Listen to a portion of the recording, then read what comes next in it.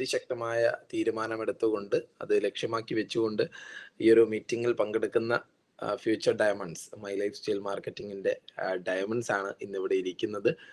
കാരണം ആ ഒരു മുബീൻ മുഹമ്മദ് സാർ, നമ്മുടെ ഗ്രേറ്റ് ലീഡർ മുബീൻ സാർ പറഞ്ഞൊരു കാര്യമുണ്ട്. മാറ്റങ്ങൾ വളരെ വളരെ ബുദ്ധിമുട്ടുള്ള ഒരു കാര്യമാണ്. ചെറിയൊരു മാറ്റം വരുത്തണമെങ്കിൽ പോലും നമുക്ക് വലിയ ബുദ്ധിമുട്ടുണ്ടാവും. അതില് മുബീൻ സാർ പറഞ്ഞൊരു ഉദാഹരണം ഇതാണ്.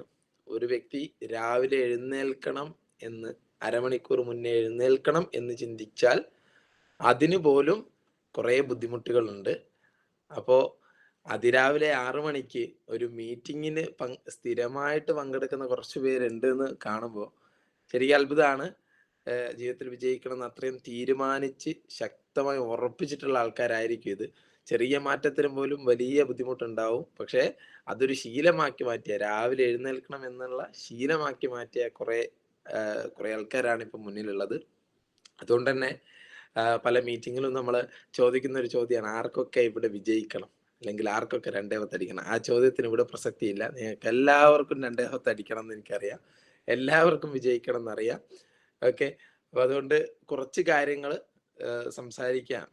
സനൂപ് സാറ് പറഞ്ഞിട്ടുണ്ട് കുറച്ച് കാര്യങ്ങൾ പറയാൻ. അപ്പൊ അതൊന്ന് നിങ്ങൾക്ക് മുന്നിൽ പറയാന്നുള്ളതാണ് ഇവിടുത്തെ ലക്ഷ്യം.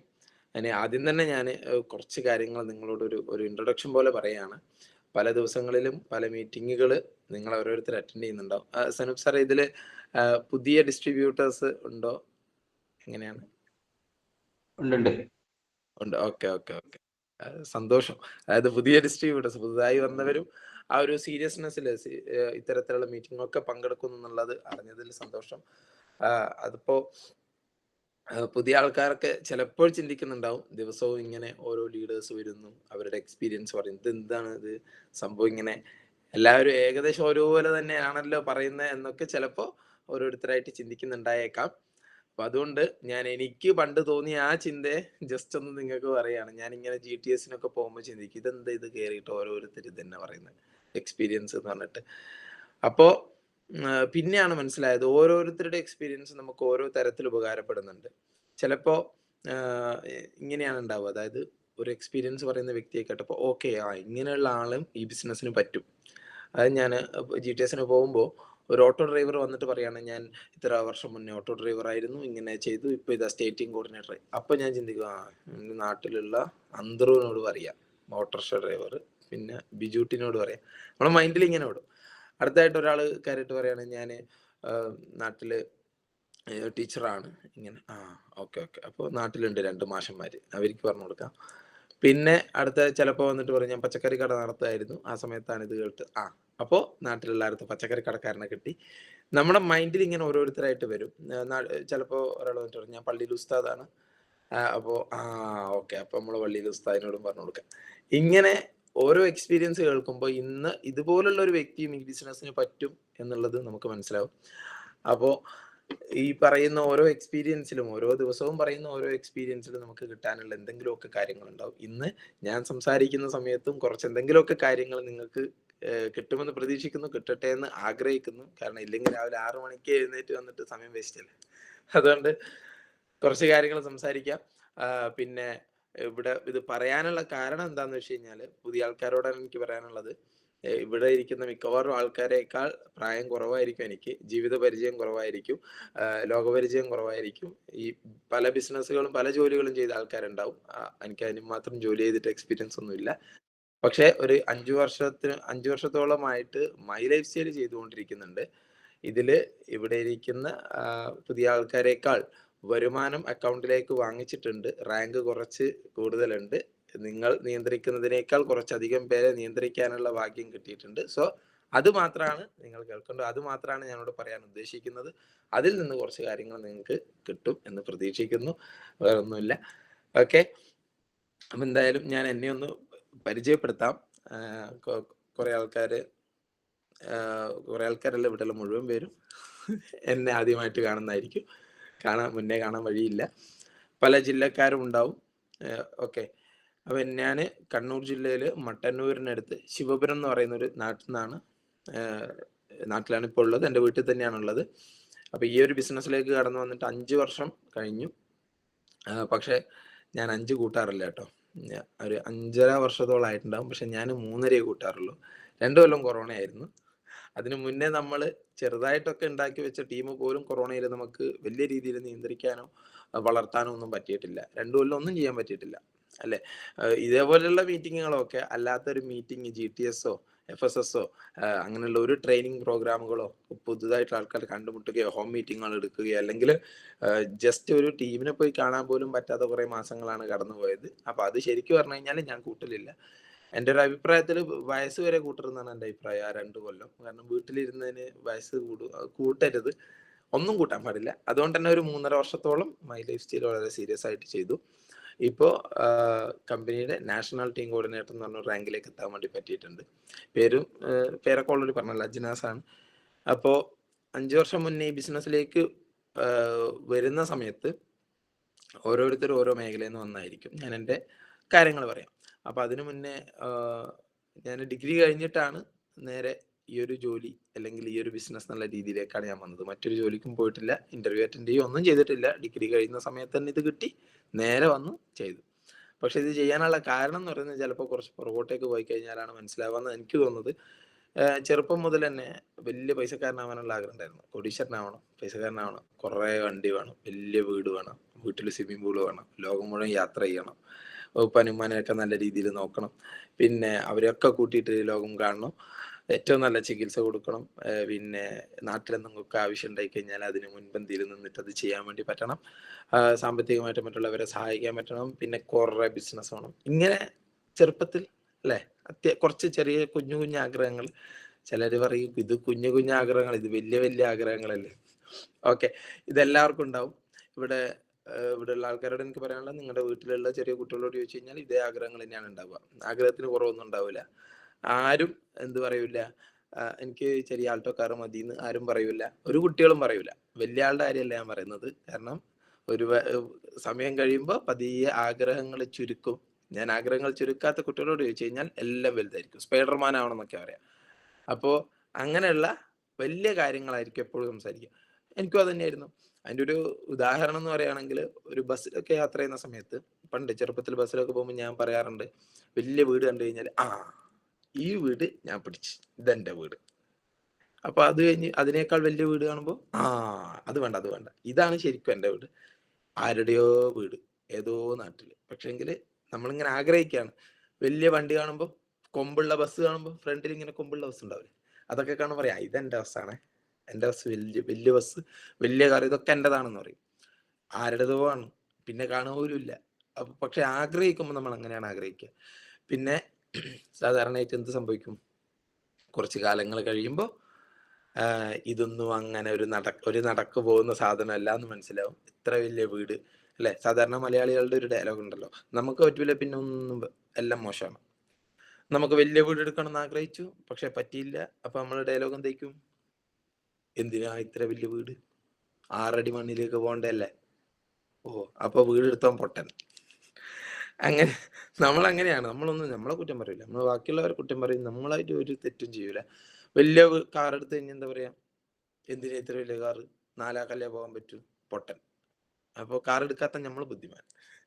അങ്ങനെ എല്ലാ കാര്യവും നമ്മൾ അങ്ങനെയായിരിക്കും ചെയ്യുക. നിങ്ങളല്ല, ബാക്കി മലയാളികൾ, പുറത്തുള്ള മലയാളികൾ അങ്ങനെയാണ്. ഞാനും നിങ്ങളും അങ്ങനെയല്ല.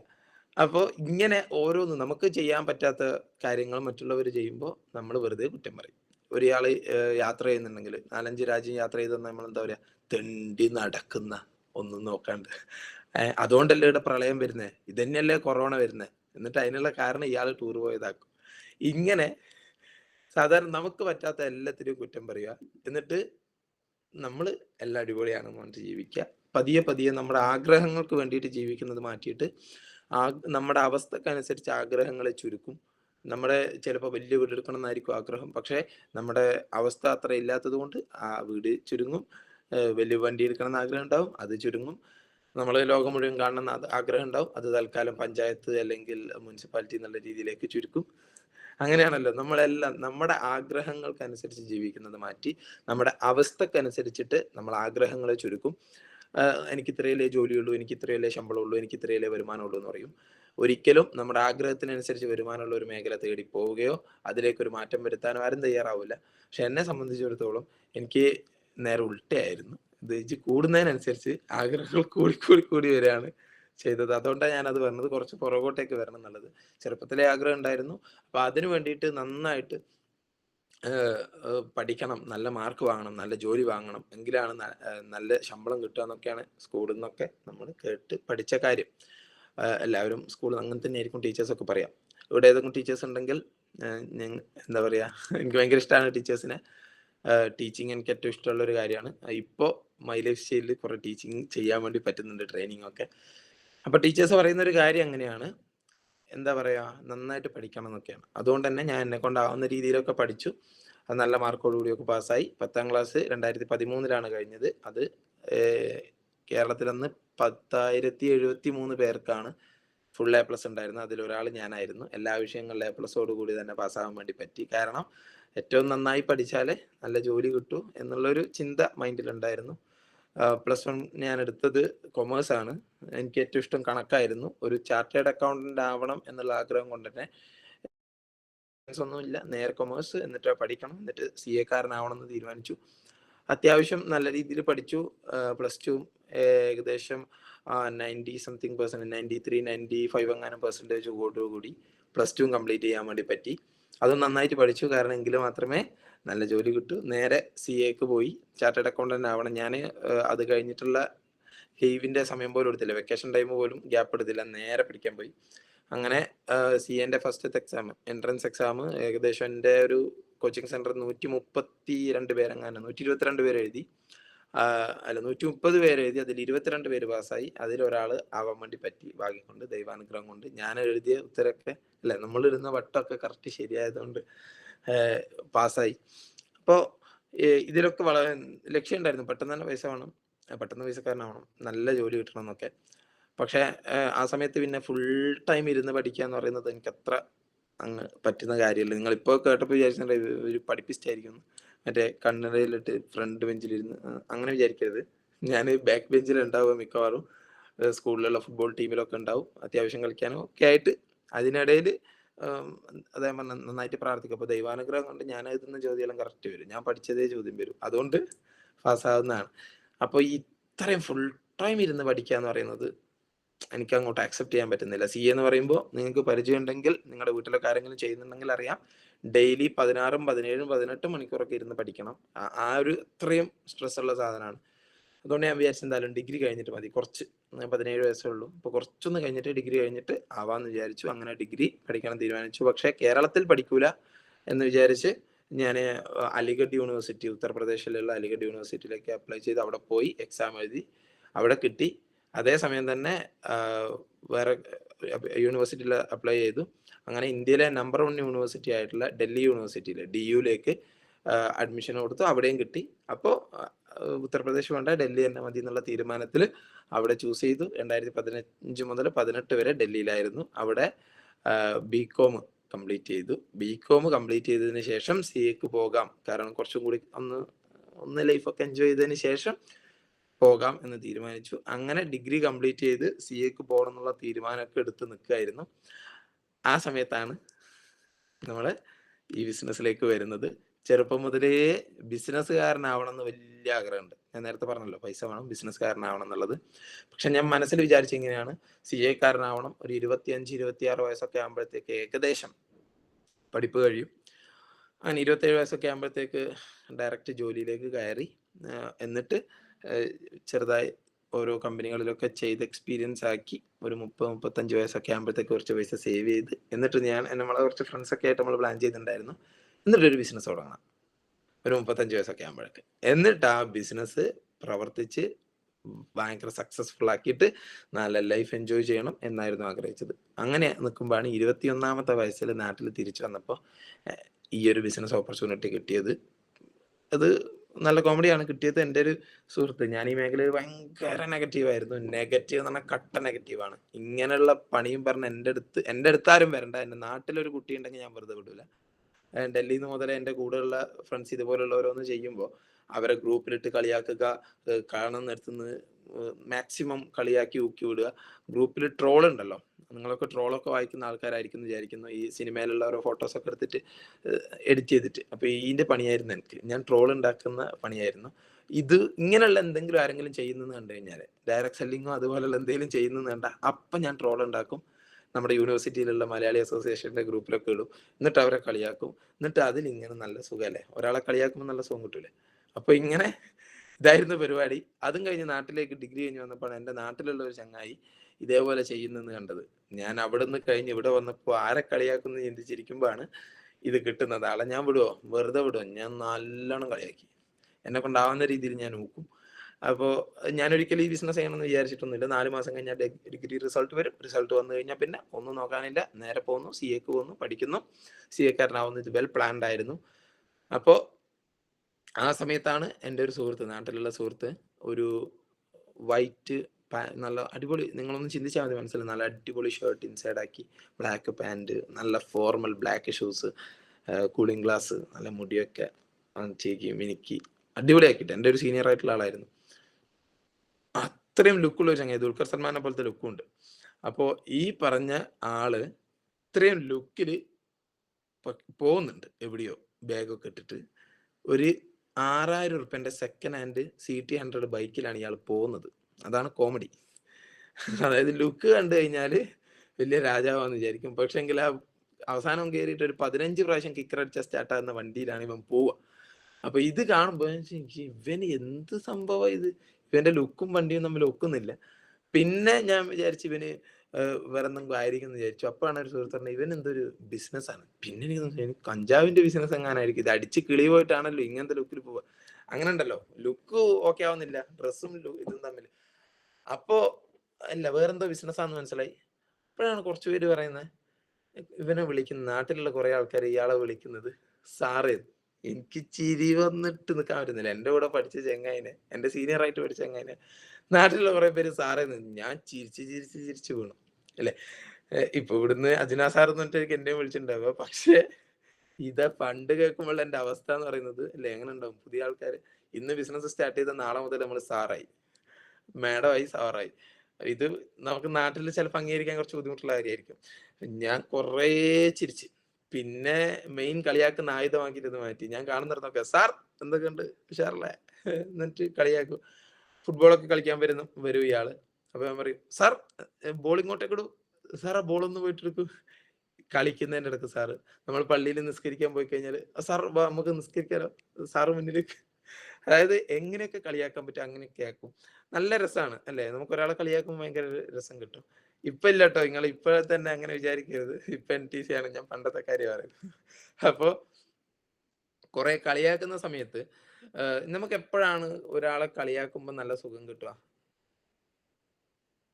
നമുക്ക് ആ കളിയാക്കുന്ന ആൾക്കാർക്ക് സങ്കടമാവുന്നുണ്ട്, വിഷമാവുന്നുണ്ട്, ഫീൽ ആവുന്നുണ്ട് എന്ന് തോന്നിയാൽ മാത്രമാണ് സുഖം കിട്ടുക അല്ലെ.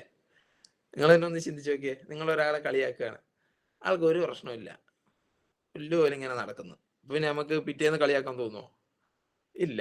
പക്ഷെ ആൾക്ക് ഭയങ്കര സങ്കടമാകുന്നുണ്ട് നമ്മൾ കളിയാക്കുമ്പോൾ. അപ്പൊ ഒരു സുഖമാണ് അല്ലെ, ഒരാളെ കളിയാക്കിയിട്ട്. അപ്പോ ഈ ചങ്ങായിനെ ഞാനിങ്ങനെ ഡെയിലി കളിയാക്കും, പക്ഷെ ഇവന് യാതൊരു പ്രശ്നവുമില്ല. ഇവർക്ക് എന്തൊക്കെ ഒരു ഫീലിംഗ് വരണ്ടേ. ഇവൻ ഒരു പ്രശ്നമില്ല, ഇവൻ ഫുള്ള് ഞാനിപ്പോ വിജയിക്കും, ഞാനിപ്പോ വലിയ പൈസ ഒക്കെ ആക്കും എന്നുള്ള ഒരു ആറ്റിറ്റ്യൂഡിലാണ് പോകുന്നത്. അപ്പൊ പിന്നെ കളിയാക്കുമ്പോ നമുക്ക് ആ സുഖം കിട്ടുന്നില്ല. നമ്മളെ ആരെങ്കിലും ഒക്കെ കളിയാക്കുമ്പോ അവർക്ക് സുഖം കിട്ടുന്നുണ്ടോ ഇല്ലയോ എന്ന് നിങ്ങൾ ചിന്തിക്കണം. അതായത് ഈ ബിസിനസ് പുതുതായിട്ട് തുടങ്ങിയ ആൾക്കാർ ചിന്തിക്കേണ്ട കാര്യം, നിങ്ങളെ മറ്റുള്ളവർ കളിയാക്കുമ്പോൾ നിങ്ങൾക്ക് ഫീൽ ആവുന്നുണ്ടെങ്കിൽ, നിങ്ങൾ തളർന്നു പോകുന്നുണ്ടെങ്കിൽ, നിങ്ങൾക്ക് സങ്കടപ്പെടുന്നുണ്ടെങ്കിൽ അത് അവരുടെ വിജയമാണ്. അവരത് തുടർന്നുകൊണ്ടേയിരിക്കും. നേരെ മറിച്ച് അത് യാതൊരു തരത്തിലും നിങ്ങൾ എഫക്ട് ചെയ്യുന്നില്ല എന്ന് തോന്നിയാൽ പതിയെ വായും പൂട്ടി പോയിക്കോളും. അപ്പൊ എന്റെ കാര്യത്തിൽ സംഭവിച്ചതാണ്, ഞാൻ കളിയാക്കിയിട്ട് ഇയാൾക്ക് യാതൊരു പ്രശ്നമില്ല, ഇയാൾ വീണ്ടും വീണ്ടും വളരുമോ എന്നുള്ളൊരു ചിന്ത മാത്രമേ എനിക്കുള്ളൂ. ആ സമയത്താണെങ്കിൽ ഈ ചങ്ങായി ഒരു പുതിയ ബുള്ളറ്റ് ബുക്ക് ചെയ്തു. പിന്നെ സത്യം പറഞ്ഞു കഴിഞ്ഞാൽ എൻ്റെ ഉള്ളിൽ തോന്നിയതാണ്, ഇനി എങ്ങാനും ഇവൻ പൈസക്കാരനായാലോ അല്ലെ. അങ്ങനെ ഉണ്ടല്ലോ, മലയാളിയാണ്, ഞാനും മലയാളിയാണ്, നിങ്ങളൊന്നും അങ്ങനെ ആയിരിക്കില്ല. പക്ഷെ നമ്മുടെ ഉള്ളിൽ മറ്റൊരാൾ വളരുന്നെന്ന് കാണുമ്പോൾ ഒരു ചെറിയ നെഞ്ഞുവേദന പോലെ എന്തൊരു സാധനം ഉണ്ടാവില്ല, അസൂയ എന്നങ്ങാനാണ് അതിന് പറയാം മലയാളത്തിൽ. അപ്പൊ എനിക്ക് ചെറിയൊരു സംഭവമൊക്കെ തോന്നി, ഇനി അഥവാ ഇവൻ പൈസക്കാരനായാൽ ഇവനെ കളിയാക്കി ഞാൻ പൊട്ടൻ, ഇവൻ വലിയ പൈസക്കാരനായിട്ട് ഞാൻ ഈ നാട്ടിൽ ഇതേപോലെ തന്നെ നടക്കണം. അപ്പൊ പിന്നെ ഒരു ചെറിയൊരു ക്യൂരിയോസിറ്റി തോന്നി, എന്താണ് ഈ പരിപാടി എന്ന് അറിയാൻ വേണ്ടിയിട്ട്. പക്ഷെ സത്യം പറഞ്ഞു കഴിഞ്ഞാല് ഞാൻ ആളോട് പോയി ചോദിച്ചു ഇതെന്താ പരിപാടി എന്ന്. ചെയ്യാൻ വേണ്ടി ചോദിച്ചല്ല. ഇതിനെപ്പറ്റി അറിഞ്ഞിട്ട് നല്ല പ്രൊഫഷണലി കളിയാക്കാന്ന് വിചാരിച്ചിട്ട് ചോദിച്ചതാണ്. കാരണം കറക്റ്റ് നമുക്ക് മർമ്മം നോക്കിയിട്ട് കൊടുക്കാലോ. പക്ഷേ ഇത് ആളോട് ചോദിച്ചു. എന്നോട് ഒരു തവണ പോലും ഇങ്ങോട്ടേക്ക് ബിസിനസ് കേൾക്കാനൊന്നും ആള് പറഞ്ഞിട്ടില്ല. പക്ഷേ എല്ലാവർക്കും അറിയാം 4 മാസം കഴിഞ്ഞ് ഇവൻ പഠിക്കാൻ പോകും. ഓൾറെഡി നല്ല നെഗറ്റീവാണ്. ഈ ചങ്ങായിന്റെ അടുത്ത് പോകാൻ പറ്റുന്നില്ല. അപ്പോ അതുകൊണ്ട് തന്നെ ആരും എനിക്ക് ബിസിനസ് ഒന്നും പറഞ്ഞു തന്നിട്ടില്ല. നാട്ടിൽ നിന്ന് 4, 5 പേര് ചെയ്യുന്നുണ്ടായിരുന്നു. പക്ഷെ ഞാൻ പോയി ചോദിച്ചു എന്താണ് ഇത് പരിപാടി? എന്താ സംഭവം എന്ന് പറ. അപ്പൊ ആളെന്നോട് വളരെ സീരിയസ് ആയിട്ട് കാര്യങ്ങളൊക്കെ പറഞ്ഞു തന്നു. ഞാൻ കുറേ സംശയം ചോദിച്ചു. തിരിച്ചും മറിച്ചും ചോദിച്ചു. ചൊറയാക്കി. പക്ഷെ എല്ലാത്തിനും മറുപടി തന്നു. എനിക്ക് കുറച്ച് കാര്യങ്ങൾ അന്ന് ആള് പറഞ്ഞു തന്ന രീതിയിൽ ഞാൻ കുറച്ച് കാര്യങ്ങൾ നിങ്ങളോട് പറയാം. പുതിയ ആൾക്കാരുണ്ടാവും. ബിസിനസ് കേട്ടതായിരിക്കാം. പക്ഷെ ഞാൻ എന്നാലും ഒന്ന് പറയാം. നിങ്ങളൊന്ന് എന്തെങ്കിലുമൊക്കെ അതിൽ കാര്യങ്ങൾ മനസ്സിലാവുമെങ്കിൽ മനസ്സിലാവട്ടെ എന്ന് വിചാരിച്ചിട്ടാണ്. എന്നോട് ആള് പറഞ്ഞു ഇത്രേ ഉള്ളൂ. നീ സാധനം വാങ്ങുന്നുണ്ടോ കടയിൽ നിന്ന്? ഓ, ഔട്ടിക്കാൻ്റെ വീട്ടിൽ നല്ല സാധനം വാങ്ങുന്നുണ്ടല്ലോ. എല്ലാം വാങ്ങുന്നുണ്ട്. ഓക്കെ. സോപ്പ് വാങ്ങുന്നില്ലേ? ഞാൻ പറഞ്ഞിട്ടുണ്ട്. പേസ്റ്റ് വാങ്ങുന്നില്ലേ? ഉണ്ട്. ഇതൊക്കെ എത്ര പൈസ കൊടുക്കുന്നത്? MRP എത്രയാണോ അത് കൊടുക്കും. ആള് പറയുന്ന പൈസ കൊടുക്കും. ഓക്കെ. അപ്പൊ ഇതില് നീ വാങ്ങിക്കുന്നതുകൊണ്ട് നിനക്ക് എന്തെങ്കിലും ലാഭം ഉണ്ടാ? ഞാൻ പറഞ്ഞു എനിക്ക് എങ്ങനെയാ ലാഭം കിട്ടുക പൊട്ടാ? ഞാനല്ലേ വാങ്ങുന്നു, അയാൾക്കല്ലേ ലാഭം കിട്ടുക? ശരിയാണല്ലോ അല്ലെ? അയാൾക്കാണ് ലാഭം കിട്ടുക. ഓക്കെ. നിനക്ക് ലാഭമൊന്നുമില്ല. നീ 10, 25, 20 കൊല്ലമായിട്ട് വാങ്ങിക്കുന്നുണ്ട്. ഇനിയും നീ വാങ്ങും. പക്ഷെ നിനക്ക് ലാഭമില്ല, അയാൾക്ക് ലാഭമുണ്ട്. നിനക്ക് അതിനേക്കാൾ ക്വാളിറ്റിയുള്ള ഉൽപ്പന്നങ്ങൾ ഹോൾസെയിൽ വിലയിൽ വാങ്ങിക്കുന്നതിനെ കൊണ്ട് എന്തെങ്കിലും പ്രശ്നമുണ്ടോ? ഞാൻ പറഞ്ഞു എന്തൊരു പ്രശ്നം? ഒരു പ്രശ്നവുമില്ല. ക്വാളിറ്റി അതിനേക്കാൾ മികച്ചതാണെന്ന് പറഞ്ഞു. ഞാൻ പറഞ്ഞു അത് നീ പറയണ്ട. കാരണം ഓൾറെഡി 3, 4 മാസമായിട്ട് ഞാൻ നാട്ടിൽ കാണുന്നുണ്ട്. എൻ്റെ പല ഫ്രണ്ട്സിന്റെ വീട്ടിലും ഇവൻ കൊടുത്ത, ഞാനൊരു ഉൽപ്പന്നം പോലും ഉപയോഗിച്ചിട്ടില്ല. പക്ഷെ ഇയാള് കൊടുത്ത പ്രൊഡക്റ്റുകൾക്ക് നല്ല റിവ്യൂസ് പറയുന്നത് ഞാൻ കേട്ടിട്ടുണ്ട്. ഇയാളുടെ പേസ്റ്റ് ഉപയോഗിച്ച് പല്ലിന്റെ ഇതിൽ നിന്ന് മോണയിൽ ചോര വരുന്നത് പോയത് ആൾക്കാർ, ബ്ലഡ് വരുന്നത് കുറഞ്ഞ് പറയുന്നത് ഞാൻ കേട്ടിട്ടുണ്ട്. പള്ളിയിൽ നിന്ന് നിസ്കരിക്കുന്ന സമയത്ത് മുട്ടുവേദന കുറഞ്ഞ ഒരാളെ ചാമ്പി തൈലം അങ്ങനത്തെ തൈലം പുരട്ടിയിട്ട് മുട്ടുവേദന കുറഞ്ഞു എന്നുള്ളത് ഞാൻ കേട്ടിട്ടുണ്ട്. അതേപോലെ തന്നെ ഈ ചങ്ങായി കൊടുക്കുന്ന ഹെയർ ഓയിൽ ഉപയോഗിച്ചിട്ട് എൻ്റെ ഒരു സുഹൃത്തിന്റെ ഉമ്മാക്കും പെങ്ങൾക്കും മുടി കൊഴിച്ചൽ കുറഞ്ഞതായിട്ട് ഞാൻ പറയുന്നത് കേട്ടിട്ടുണ്ട്. ഇങ്ങനെ ഇയാളുടെ പ്രൊഡക്റ്റുകൾ ഉപയോഗിച്ച് റിസൾട്ട് ഉണ്ട് എന്നുള്ളത് എനിക്കറിയാം. കാരണം നമ്മുടെ നാട്ടിൽ ആരെങ്കിലും പേസ്റ്റ് ഉപയോഗിച്ച് റിസൾട്ട് ഉണ്ട് എന്ന് പറയുന്നത് കേട്ടിട്ടുണ്ടോ? ഞാൻ ഇതുവരെ കേട്ടിട്ടില്ല. എന്നാ റിസൾട്ട്? പേസ്റ്റിന്റെ റിസൾട്ട് എന്താ? കോൾഗേറ്റിന്റെ റിസൾട്ട് നൊര വരും, വേറെ ഒരു റിസൾട്ടും ഇല്ല. നൊരയും പതിയുണ്ടോ? അപ്പോ ഈ പറഞ്ഞ അല്ലാതെ ഒരാള് ഗുണം പറയുന്നൊന്നും ഞാൻ കേട്ടിട്ടില്ല. അപ്പൊ ഇത് ഞാൻ പറഞ്ഞു നീ സാധനം പറയണ്ട, നല്ലതാണെന്ന് എനിക്കറിയാം. വേറെ ഒന്നും കൊണ്ട് പറഞ്ഞു നിനക്ക് ഹോൾസെയിൽ കിട്ടും. ഹോൾസെയിൽ അത് 40% വരെ ഡിസ്കൗണ്ട് കിട്ടും. നമ്മളാരാ മക്കളല്ലേ മലയാളികള്. 100 റുപ്യന്റെ സാധനമല്ലേ നമുക്ക് ഒരു 3 രൂപ അല്ലെ 10 റുപ്യ ലാഭം കിട്ടും എന്ന് പറഞ്ഞു കഴിഞ്ഞാല് ആ 10 റുപ്യ ലാഭം കിട്ടാൻ വേണ്ടി 30 റുപ്യ ഓട്ടോഷോക്കും കൊടുത്തിട്ട് പോയിട്ട് വാങ്ങിട്ട് വരുന്ന ആൾക്കാരാണ് നമ്മൾ മലയാളികൾ. അപ്പൊ ഇങ്ങനത്തെ ഉള്ള ആൾക്കാർ എന്നോട് പറയുന്നത് പോലെ ഈ സാധനം 40% വരെ ഡിസ്കൗണ്ട് കിട്ടും. അപ്പൊ പിന്നെ വാങ്ങാലോ, പ്രശ്നമൊന്നുമില്ലല്ലോ, എനിക്കൊരു നഷ്ടമില്ല. ഞാൻ പറഞ്ഞ പിന്നെ ഞാൻ ചോദിച്ചു പിന്നെന്താ നിനക്ക് ഹോൾസെയിൽ സാധനം കിട്ടുകയും ചെയ്യും. അപ്പോ അടുത്ത ഞാൻ ചോദിച്ചത് മോനെ ഹോൾസെയിൽ എടുക്കണം എന്നുണ്ടെങ്കിൽ ഞാൻ ഇത്ര മറ്റേ 1 ലക്ഷം റുപ്യ അങ്ങനെ വലിയ പൈസ ഒക്കെ എടുക്കേണ്ടി വരൂലേ? അല്ലെങ്കിൽ ഒരു സാധനം തന്നെ കുറേ പീസ് എടുക്കേണ്ടി വരൂലേ? അപ്പൊ പറഞ്ഞു വേണ്ട. ഞാൻ പറഞ്ഞു നീ പറയുന്ന സാധനം ഞാൻ എടുക്കേണ്ടി വരുമോ? ആള് പറഞ്ഞു ഇല്ല. നിനക്ക് വേണ്ട സാധനം പേസ്റ്റാ സോപ്പ എന്താന്ന് വെച്ചാൽ നിനക്ക് വേണ്ട സാധനം, നിനക്ക് വേണ്ടത്ര എണ്ണം ഓക്കെ എടുത്തിട്ട് പോവാം, എത്ര വേണം എടുക്കാം. അപ്പൊ ഞാൻ അവനോട് ചോദിച്ചു എനിക്ക് പേസ്റ്റ് മാത്രമേ വേണ്ടൂ, 100 എണ്ണം എടുക്കാൻ പറ്റുമോ? പറഞ്ഞാൽ പറ്റും, ഹോൾസെയിൽ. ഞാൻ പറഞ്ഞു എന്നാ പിന്നെ അങ്ങനെയല്ല, എനിക്ക് ഒരു സോപ്പ്, ഒരു പേസ്റ്റ്, ഒരു ഷാമ്പു, ഒരു ഹെയർ ഓയിൽ ഇങ്ങനെയാ വേണ്ടേ? എടുത്തോ. ഞാൻ പറഞ്ഞു അപ്പൊ ഹോൾസെയിൽ. 1 എടുത്താലും ഹോൾസെയിൽ, 10 എടുത്താലും ഹോൾസെയിൽ, 100 എടുത്താലും ഹോൾസെയിൽ. ഇനി ഒരു പീസ് മാത്രം എടുത്താലും ഹോൾസെയിൽ. എല്ലാം എടുക്കണമെന്നും നിർബന്ധമില്ല. ഇനി എടുക്കുന്നതൊക്കെ ഇത്ര പീസ് വേണമെന്നും നിർബന്ധമില്ല. അപ്പൊ ഞാൻ ചേട്ടാ ഇത് ഇതുപോലെ തന്നെയല്ല സൂപ്പർ മാർക്കറ്റിൽ പോയിട്ട് സാധനം വാങ്ങാം. അപ്പൊ പറഞ്ഞാൽ അതന്നെയല്ലടാ പൊട്ട എന്നോട് കുറെ കാലമായിട്ട് പറയുന്നത്. ഞാൻ ഓ അത് ശരിയല്ല. ഇവനല്ലല്ലോ പറയാത്ത, ഞാനാണല്ലോ മനസ്സിലാക്കാത്തത്. ശരിയാണ്, സൂപ്പർ മാർക്കറ്റിൽ പോയിട്ട് സാധനം വാങ്ങിക്കുന്നത് പോലെ എത്ര എണ്ണോ വേണ്ടത് എടുക്കാം, ഉപയോഗിക്കാൻ എടുക്കാം, നല്ലതാണ്, ഹോൾസെയിലാണ്. പിന്നെ ആള് പറഞ്ഞത് നിനക്ക് വേണമെങ്കിൽ ഇത് വിൽക്കാം, അതിനുള്ള ലൈസൻസിങ് വരുന്നുണ്ട്. ഹോൾസെയിലിൽ എടുത്ത സാധനം നിനക്ക് MRPക്ക് വിൽക്കാലോ, എനിക്ക് വില കുറച്ചിട്ടല്ലേ കിട്ടുന്നത്. 10,000 രൂപക്ക് എടുത്താൽ 14,000 രൂപയുടെ സാധനം കിട്ടും. ആ 4,000 നിനക്ക് വിറ്റ് ലാഭം ഉണ്ടാക്കാം. നമ്മൾ നടന്ന് വിൽക്കലൊന്നും മോനെ എന്നെ കൊണ്ട് നടക്കൂല. അത്യാവശ്യം ഇപ്പൊ നാട്ടില് ഡിഗ്രിയും ഡിഗ്രി ഡൽഹിയിലെല്ലാം പോയി പഠിച്ചു വന്നിട്ടുണ്ട്. ഞാൻ സോപ്പ് വിൽക്കാനൊന്നും പോകില്ല എന്നാണ്. അപ്പൊ ആൾ എന്നോട് പറഞ്ഞ അങ്ങനെ വിൽക്കാൻ പോണ്ട, അങ്ങനെ പോകുന്ന ആൾക്കാരുണ്ട്, ഇഷ്ടം പോലെ ഉണ്ട്. ഇവിടെ നിങ്ങളും ഉണ്ടാവുമായിരിക്കും. റീറ്റെയിൽ നന്നായിട്ട് ഇഷ്ടപ്പെടുന്ന അതിനുള്ള കഴിവുള്ള പോകുന്ന ആൾക്കാരുണ്ടാവും. ഇനി അതില്ലെങ്കിൽ നിന്റെ വീട്ടിൽ ഉപയോഗിക്കാലോ. നിന്റെ തൊട്ടപ്പുറം ഇപ്പുറമുള്ള 2, 3 അയൽവാസികളും അല്ലെങ്കിൽ കുറച്ച് ഏറ്റവും അടുത്ത ബന്ധുക്കള്, സുഹൃത്തുക്കള്, കുടുംബക്കാരുണ്ടാവുമല്ലോ, അവര് നീ കൊടുത്താൽ പല്ല് തേക്കൂലേ? തേക്കും. പ്രശ്നമൊന്നുമില്ല. അത് അജിനു എന്നാ വിളിക്കല്. അപ്പൊ അജിനു തന്നു കഴിഞ്ഞാല് ഒരു സോപ്പ് വാങ്ങുന്ന ആളുണ്ട്, കുറെ ഉണ്ട്. എന്നാ അവർക്ക് കൊടുക്ക്. അല്ല അധികം നീ കൊണ്ടുപോയിട്ട് വിൽക്കാന്ന് പറഞ്ഞാൽ അതൊക്കെ അത് പ്രശ്നമൊന്നുമില്ല. നമ്മളിപ്പോ ഒരു ബിസിനസ് തുടങ്ങിയതാന്ന് പറഞ്ഞു കഴിഞ്ഞാൽ ആരായാലും കുറച്ച് സാധനങ്ങൾ വാങ്ങിക്കും. അപ്പൊ അങ്ങനെ ഞാൻ എന്റെ വീട്ടിൽ പോയി ഉമ്മാനോട് ചോദിച്ചിട്ടാണ് ലിസ്റ്റ് ഒക്കെ ആക്കിയത്. ഉമ്മ ആരിക്കെല്ലാം താരനുള്ള ആരെല്ലാം മുടി ചോദിച്ചു ഈ പെണ്ണുങ്ങമാർക്ക് ഇത് കറക്റ്റ് അറിയാം, നമുക്ക് തിരിയില്ല. അപ്പൊ ഇവരോട് ഇങ്ങനെ ചോദിച്ചിട്ട് ഞാൻ എഴുതി. അങ്ങനെ ഒരു 12,000 രൂപയുടെ പ്രൊഡക്റ്റ് ആണ് ഞാൻ തുടക്കത്തിൽ എടുത്തത്. അപ്പൊ ഇയാൾ എന്നോട് പറഞ്ഞത് സാധനം വാങ്ങാം, ഹോൾസെയിൽ വാങ്ങാം, ഉപയോഗിക്കാം, വിൽക്കാം. മൂന്നാമതൊരു ഓപ്ഷൻ കൂടി പറഞ്ഞു, നിനക്ക് വേണമെങ്കിൽ ഇതിനെ ഒരു ബിസിനസ് ആയിട്ട് ചെയ്യാം. ഇന്ത്യ മുഴുവൻ ഇത് ഡിസ്ട്രിബ്യൂട്ട് ചെയ്യാനുള്ള ലൈസൻസ് കൂടി നിനക്ക് കിട്ടും. അപ്പൊ ബികോം ഒക്കെ കഴിഞ്ഞിട്ടാ വന്നത്. അപ്പൊ എനിക്ക് അത്യാവശ്യം ഇന്ത്യ മുഴുവനൊക്കെ ഡിസ്ട്രിബ്യൂഷൻ, ഇന്ത്യ അല്ല, ഒരു കണ്ണൂർ ജില്ല അല്ലെങ്കിൽ കോഴിക്കോട് ജില്ല അല്ലെങ്കിൽ കേരളത്തിൽ ഡിസ്ട്രിബ്യൂഷൻ ലൈസൻസ് എടുക്കാൻ കോടികൾ വേണം എന്നുള്ള ബുദ്ധിയുണ്ട്. അതിനറിയാം, വലിയ പൈസ ലൈസൻസിന് കൊടുക്കണം എന്നുള്ള അറിയാം. അപ്പൊ ഞാൻ പറഞ്ഞ അപ്പൊ അവിടെയാണല്ലേ നിങ്ങളെ നമ്മളെ പറ്റിക്കുന്ന, പൈസ വാങ്ങുന്ന. ഇതുവരെ ഇനി പൈസ വേണ്ടാന്ന് പറഞ്ഞ് ഇനി ലൈസൻസിന് ഞാൻ പൈസ തരേണ്ടതെന്ന്. അവൻ പറഞ്ഞു വേണ്ട, ലൈസൻസ് ഫ്രീ ആണ്. ഞാൻ പറഞ്ഞു നീ തമാശ പറയാ, കാര്യം പറഞ്ഞു. ലൈസൻസ് ഫ്രീ ആണ്, ഫുള്ളി ഫ്രീ, പൈസ വേണ്ട. ഇന്ത്യ മുഴുവൻ വിൽക്കാനാ. അതായത് കണ്ണൂർ ജില്ലക്ക് തന്നെ നമ്മള് സാധാരണ ഒരു വലിയ ബ്രാൻഡൊന്നും അല്ലാത്ത ഒരു സാധനം, ഒരു കമ്പനിയുടെ എന്തെങ്കിലും ഒരു പ്രൊഡക്റ്റ് കൊടുക്കാൻ തന്നെ 5 ലക്ഷം ഒക്കെ കൊടുക്കേണ്ടി വരും. 5-10 ലക്ഷം ഒക്കെ. ഇവിടെയാണ് 100ഓളം പ്രൊഡക്റ്റുകൾ, 6 ബ്രാൻഡുകൾ ഇന്ത്യ മുഴുവൻ കൊടുക്കുകയും ചെയ്യുക. ആള് പറഞ്ഞു ഫ്രീ, ഓൺലൈനാണ് ഡിസ്ട്രിബ്യൂഷൻഷിപ്പ്, ഫ്രീ ആയിട്ട് കിട്ടും. സത്യം പറഞ്ഞാല് അതെനിക്ക് ഭയങ്കര മോട്ടിവേഷനായി. ഫ്രീ ഡിസ്ട്രിബ്യൂഷൻ ലൈസൻസ് കിട്ടുക എന്ന് പറഞ്ഞു കഴിഞ്ഞാൽ ചെറിയ കാര്യമല്ലല്ലോ. അപ്പൊ അത് കിട്ടിയപ്പോ പിന്നെ ഞാൻ പറഞ്ഞു ഓക്കെ. ഞാൻ പറഞ്ഞു ഇനി ഭാവിയിൽ അതിന് പൈസ ഒന്നും വാങ്ങിക്കില്ലല്ലോ. ആള് പറഞ്ഞു ഇല്ല, അത് ഫ്രീ ആണ്. നിങ്ങൾക്കും ഫ്രീ ആയിട്ടല്ലേ ഡിസ്ട്രിബ്യൂഷൻ ലൈസൻസ് കിട്ടിയത് ഇവിടെ ഇരിക്കുന്ന എല്ലാവർക്കും ആണെന്നാണ് ഞാൻ വിശ്വസിക്കുന്നത്. ലൈസൻസിന് ആരും പൈസ വാങ്ങിച്ചിട്ടുണ്ടാവില്ല. നമുക്ക് എടുക്കുന്ന പ്രൊഡക്റ്റിനല്ലാതെ ഒരു രൂപ പോലും നമ്മൾ എക്സ്ട്രാ കൊടുക്കുന്നില്ല. അപ്പൊ പിന്നെ എനിക്കൊരു കാര്യം കത്തിയോ, എന്നാ പിന്നെ ഇതൊരു അടിപൊളി പരിപാടിയാണല്ലോ, 4 മാസം ഉണ്ട് എനിക്ക് റിസൾട്ട് ഒക്കെ വരാൻ, 4 മാസത്തേക്കൊന്ന് ചെയ്തു നോക്കാം എന്ന് കരുതിയിട്ട് ഈ ബിസിനസ്സിലേക്ക് സ്റ്റാർട്ട് ചെയ്തു. കയ്യിൽ പൈസ ഒന്നും 10 പൈസ ഉണ്ടായിരുന്നില്ല. വീട്ടിൽ പോയി കാര്യം സംസാരിച്ചു, ഉമ്മാനോട് പറഞ്ഞു. ഉമ്മ പറഞ്ഞു ഉപ്പാനോട് ചോദിച്ചു, ഉപ്പ ഗൾഫിലാണ്, വിളിച്ചു, ഉപ്പാനോട് കാര്യം പറഞ്ഞു. ഉപ്പറ്റ പറഞ്ഞു വേണ്ട. ഞാൻ പറഞ്ഞു അല്ല ഉപ്പ അത് വേണ്ടാന്ന് പറഞ്ഞാൽ വേണ്ട. ഞാൻ പറഞ്ഞു ഓക്കെ ശരി, അസ്സലാമു അലൈക്കും, അത്രേ പറയും. ഉപ്പാനോട് നമ്മൾ അത്രേ സംസാരിക്കും. അപ്പൊ വേണ്ടാന്ന് പറഞ്ഞു. ഗൾഫിൽ നിന്നാണ്, ഫോണിൽ വിളിച്ചു. നടക്കൂല. അപ്പൊ തന്നെ ഞാൻ പിന്നെ നമ്മളെ 18-ാമത്തെ അടവിട്ട്, ചെറുപ്പം മുതലേ ഉള്ള ശീലാണ്, ഉമ്മാനെ സോപ്പിടും, എന്നിട്ട് ഉമ്മ വഴി ഉപ്പാനെ സോപ്പിടും. അങ്ങനെ സോപ്പിട്ടിട്ട് അവസാനം ഉമ്മാന്റെ റിസ്കിൽ സമ്മതിച്ചു. ഒരു പൈസ ഇല്ലായിരുന്നു. അപ്പൊ ഉമ്മാന്റെ ഒരു വള ഊരിയിട്ട് അത് പണയം വെച്ചിട്ട് നീ സ്റ്റാർട്ട് ചെയ്തു എന്ന് പറഞ്ഞു. അങ്ങനെ ഉമ്മാന്റെ വളയെ ഊരിയിട്ട് എൻ്റെ ഒരു ലീഡറിന്റെ ഒരു ഹോം ഷോപ്പി ഉണ്ടായിരുന്നു. ആ ഹോം ഷോപ്പിക്ക് വളയും കീശയിലിട്ടിട്ടാണ് ഞാൻ പോയത്. ഈ ഹോം ഷോപ്പി കണ്ടിട്ട് വേണം എനിക്ക് സ്റ്റാർട്ട് ചെയ്യാൻ. ആ ദിവസം തന്നെ പക്ഷെ ഇവിടെയുള്ള പുതിയ ആൾക്കാർ ചെയ്തുകൊണ്ടിരിക്കുന്ന, പുതുതായി വന്നവർ ചെയ്യാൻ പോകുന്ന, ഇവിടെയുള്ള ലീഡേഴ്സ് ഓൾറെഡി ചെയ്ത ഒരു മണ്ടത്തരം ഞാനും ചെയ്തിട്ടുണ്ടാവും ഞാൻ വിചാരിക്കുന്നു. എല്ലാവരും ആരോടും പറയരുത്, ഒറ്റക്ക് പറയരുത്, ഒറ്റക്ക് പറയരുത് എന്ന് കുറെ തവണ എന്നോട് എൻ്റെ ലീഡർ പറഞ്ഞിട്ടുണ്ടായിരുന്നു. പക്ഷെ ഞാൻ പറഞ്ഞാൽ വരുന്ന ആളുണ്ട്, സെറ്റാണ് എന്ന് പറഞ്ഞ് ഞാൻ എൻ്റെ ഒരു ചങ്ങായിനെ ഫോണിലൂടെ വിളിച്ച് സംസാരിച്ചു. അപ്പൊ എന്നോട് ലീഡർ പറഞ്ഞു ഫോണിലൂടെ പറയണ്ട, നമുക്ക് പോയിട്ട് കാണാം. ഞാൻ പറഞ്ഞു ഇവൻ വന്ന് എൻ്റെ കട്ട ചങ്കം, +1 +2 ഡിഗ്രി 3 വർഷം ഒപ്പരം ഒരേ റൂമിൽ ഉണ്ടായിരുന്ന ആളാണ്. ആളോട് ഞാൻ വിളിച്ചു, കാര്യങ്ങൾ സംസാരിച്ചു.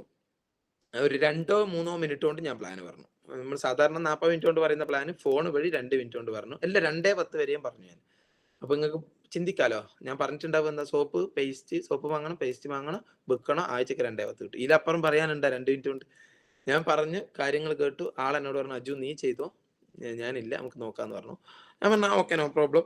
അന്നായിരുന്നു ഹോം ഷോപ്പി. ആ ഹോം ഷോപ്പിക്ക് നല്ല ആവേശത്തിൽ ഞാൻ പോയതായിരുന്നു. പക്ഷെ അവിടെ വെച്ച് എനിക്കൊരു കോള് വന്നു, എൻ്റെ ഒരു സുഹൃത്തിന്റെ. കോള് ചെയ്തിട്ട് പറഞ്ഞു അല്ല അജു എനിക്ക് ഉളുപ്പുണ്ടെന്ന് ചോദിച്ചു. ഞാൻ ചോദിച്ചു എന്താ? എടെ നിനക്ക് എന്തൊക്കെയോ പറഞ്ഞു, കളിയാക്കി.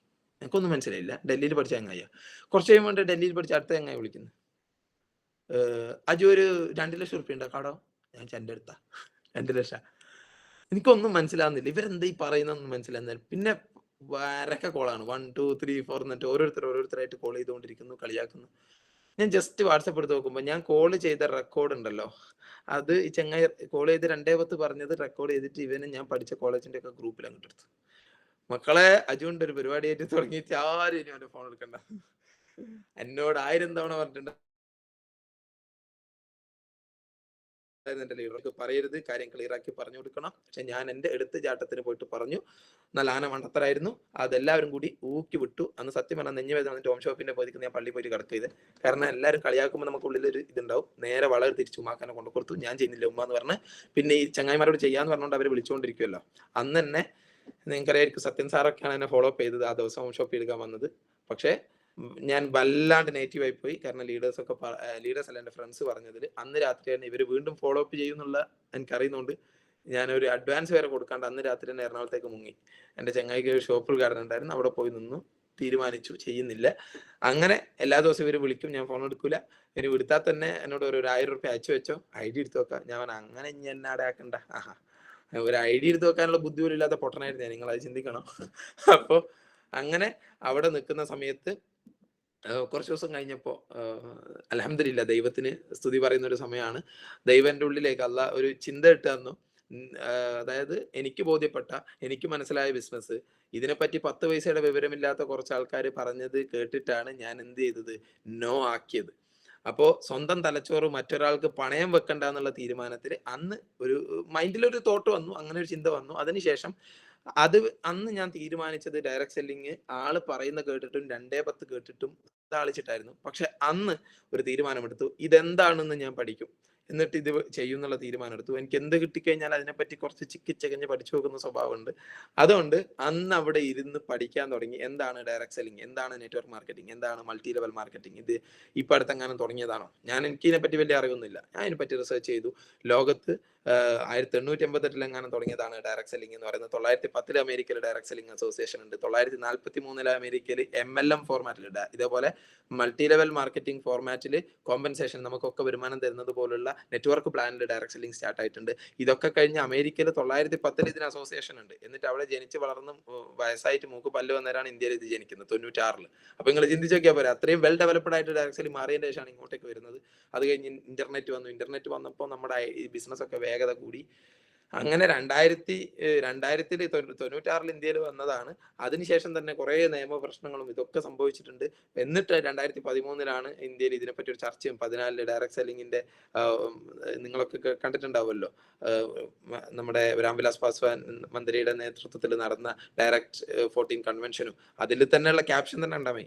അതായത് എംപവറിംഗ് മില്യൺസ് ഇൻ ഇന്ത്യ എന്തുകൊണ്ടായിരുന്നു അതിന്റെ മുന്നേ, അതായത് ഒരു opportunity empowering millions in India എന്ന് പറഞ്ഞിട്ടുള്ള ഒരു ക്യാപ്ഷൻ ഉണ്ടായിരുന്നു. അതായത് ലോകം മുഴുവൻ മാറ്റിമറിച്ച ഒരു അവസരം ഇന്ത്യയിലെ കോടിക്കണക്കിന് ആൾക്കാരെ എംപവർ ചെയ്യാൻ വേണ്ടി പോകുന്നു എന്നുള്ള ക്യാപ്ഷൻ വെച്ചിട്ടാണ് അന്നത്തെ ഡയറക്ട് സെല്ലിങ്ങിന്റെ ആ കൺവെൻഷൻ നടന്നത്. 2014 ഫെഡറൽ FDSന്റെ ഗൈഡ് ലൈൻ വന്നു. പിന്നീട് അങ്ങോട്ടേക്ക് Indian direct selling guide line, 18 Kerala direct selling guide line, direct selling monitoring mechanism. ഇതൊന്നും വന്നത് ആരറിയില്ല, ഞാനും അറിയില്ല, അവരും അറിയില്ല. എല്ലാവരും ഇത് മണി ചെയിൻ ആണെന്ന് പറഞ്ഞിട്ടൊക്കെ നടക്കുകയാണ്. അപ്പൊ ഇതിനെ പറ്റിയൊക്കെ ഒന്ന് പഠിച്ചു നോക്കി, ഇന്ത്യയിൽ ഇതിന്റെ ഫ്യൂച്ചർ നോക്കി. ലോകത്തേക്ക് ഇത് വലിയ ഡെവലപ്ഡ് കൺട്രീസിലൊക്കെ വലിയ രീതിയിൽ വളർച്ച വന്നിട്ടുണ്ട്. ഈ കാര്യം ഇന്ത്യയിലും വളരുന്നു. ഇന്ത്യയിൽ വലിയ രീതിയിലുള്ള വളർച്ചയാണ് പറയുന്നത്. ഡയറക്ട് സെല്ലിംഗിന്റെ സ്ലീപ്പിംഗ് ജയന്റ്, ഉറങ്ങിക്കിടക്കുന്ന ഭീമനായിട്ടാണ് ഡയറക്ട് സെല്ലിംഗ് ഇന്ത്യയെ വിശേഷിപ്പിക്കുന്നത്. ലോകത്തെ നമ്പർ 1 ആകാൻ പോകുന്ന ഒരു രാജ്യം, ജനസംഖ്യ കൊണ്ടൊക്കെ ഏറ്റവും നമ്പർ 1 ആയിട്ടുള്ള രാജ്യം. ഇവിടെ ഡയറക്ട് സെല്ലിംഗ് വളരും. അതുമായി ബന്ധപ്പെട്ട് KPMG ഫിക്കി റിപ്പോർട്ട് നിങ്ങൾ വായിച്ചിട്ടുണ്ടാവും എന്ന് വിചാരിക്കുന്നു. 2014 കേന്ദ്ര ഗവൺമെന്റ് അന്ന് പുറത്തിറക്കേണ്ട ഒരു പുസ്തകം പിടിച്ചിട്ട് നിൽക്കുന്ന ഫോട്ടോ ആയിരിക്കും നിങ്ങൾ കണ്ടിട്ടുണ്ടാവുക, രാംവിലാസ് പാസ്വാൻ മന്ത്രിയൊക്കെ. ആ പുസ്തകം മൊത്തത്തിൽ ഡൗൺലോഡ് ചെയ്ത് ഞാൻ വായിച്ചു. ഈ ഡയറക്ട് സെല്ലിങ്ങിന് ഇന്ത്യയിലുള്ള ഫ്യൂച്ചറിനെ പറ്റി പറയുന്ന ഒരു പുസ്തകമാണ്. അത് മൊത്തം ഡൗൺലോഡ് ചെയ്ത് വായിച്ചു. കേരളത്തിലുള്ള ഫ്യൂച്ചർ വായിച്ചു. 2025 എന്ന് പറഞ്ഞ ഒരു വർഷത്തിൽ വെറും 6000-7000 കോടിയുള്ള ബിസിനസ് 2025 ആകുമ്പോഴേക്ക് 64,500 കോടി എന്ന് പറയുന്ന ഒരു ഫിഗറിലേക്ക് എത്തും ഡയറക്ട് സെല്ലിംഗ്. കേരളം വെറും 70 കോടി എന്നുള്ളിടത്തു നിന്ന് 2000 കോടിയിലേക്ക് വരും. നിങ്ങൾ ചിന്തിക്കേണ്ടത് 70 കോടി 2000 കോടി ആവണമെന്നുണ്ടെങ്കിൽ 30 മടങ്ങ് വളർച്ചയാണ്. 30% വളർച്ചയല്ല, 30 മടങ്ങ് വളർച്ചയിലേക്കാണ് ഡയറക്ട് സെല്ലിംഗ് പോകുന്നത്. ഇങ്ങനെയുള്ള മറ്റ് അവസരങ്ങൾ എനിക്കൊന്നും അറിയില്ല. അത്രയും ഗ്രോത്തിലേക്ക് പോകുന്ന അവസരങ്ങൾ. ഈവൻ ഇപ്പൊ കൊറോണ വന്ന കാലത്ത് പോലും ഡയറക്ട് സെല്ലിംഗ് 31%, 28% ഓരോ സംസ്ഥാനത്തൊക്കെ വളർച്ചയിലാണ്. പക്ഷെ അതേ സമയത്ത് മറ്റ് പല ഇൻഡസ്ട്രികളും കൂപ്പുകുത്തിപ്പോയ സമയത്തും ഡയറക്ട് സെല്ലിംഗ് വളരുന്നുണ്ട്.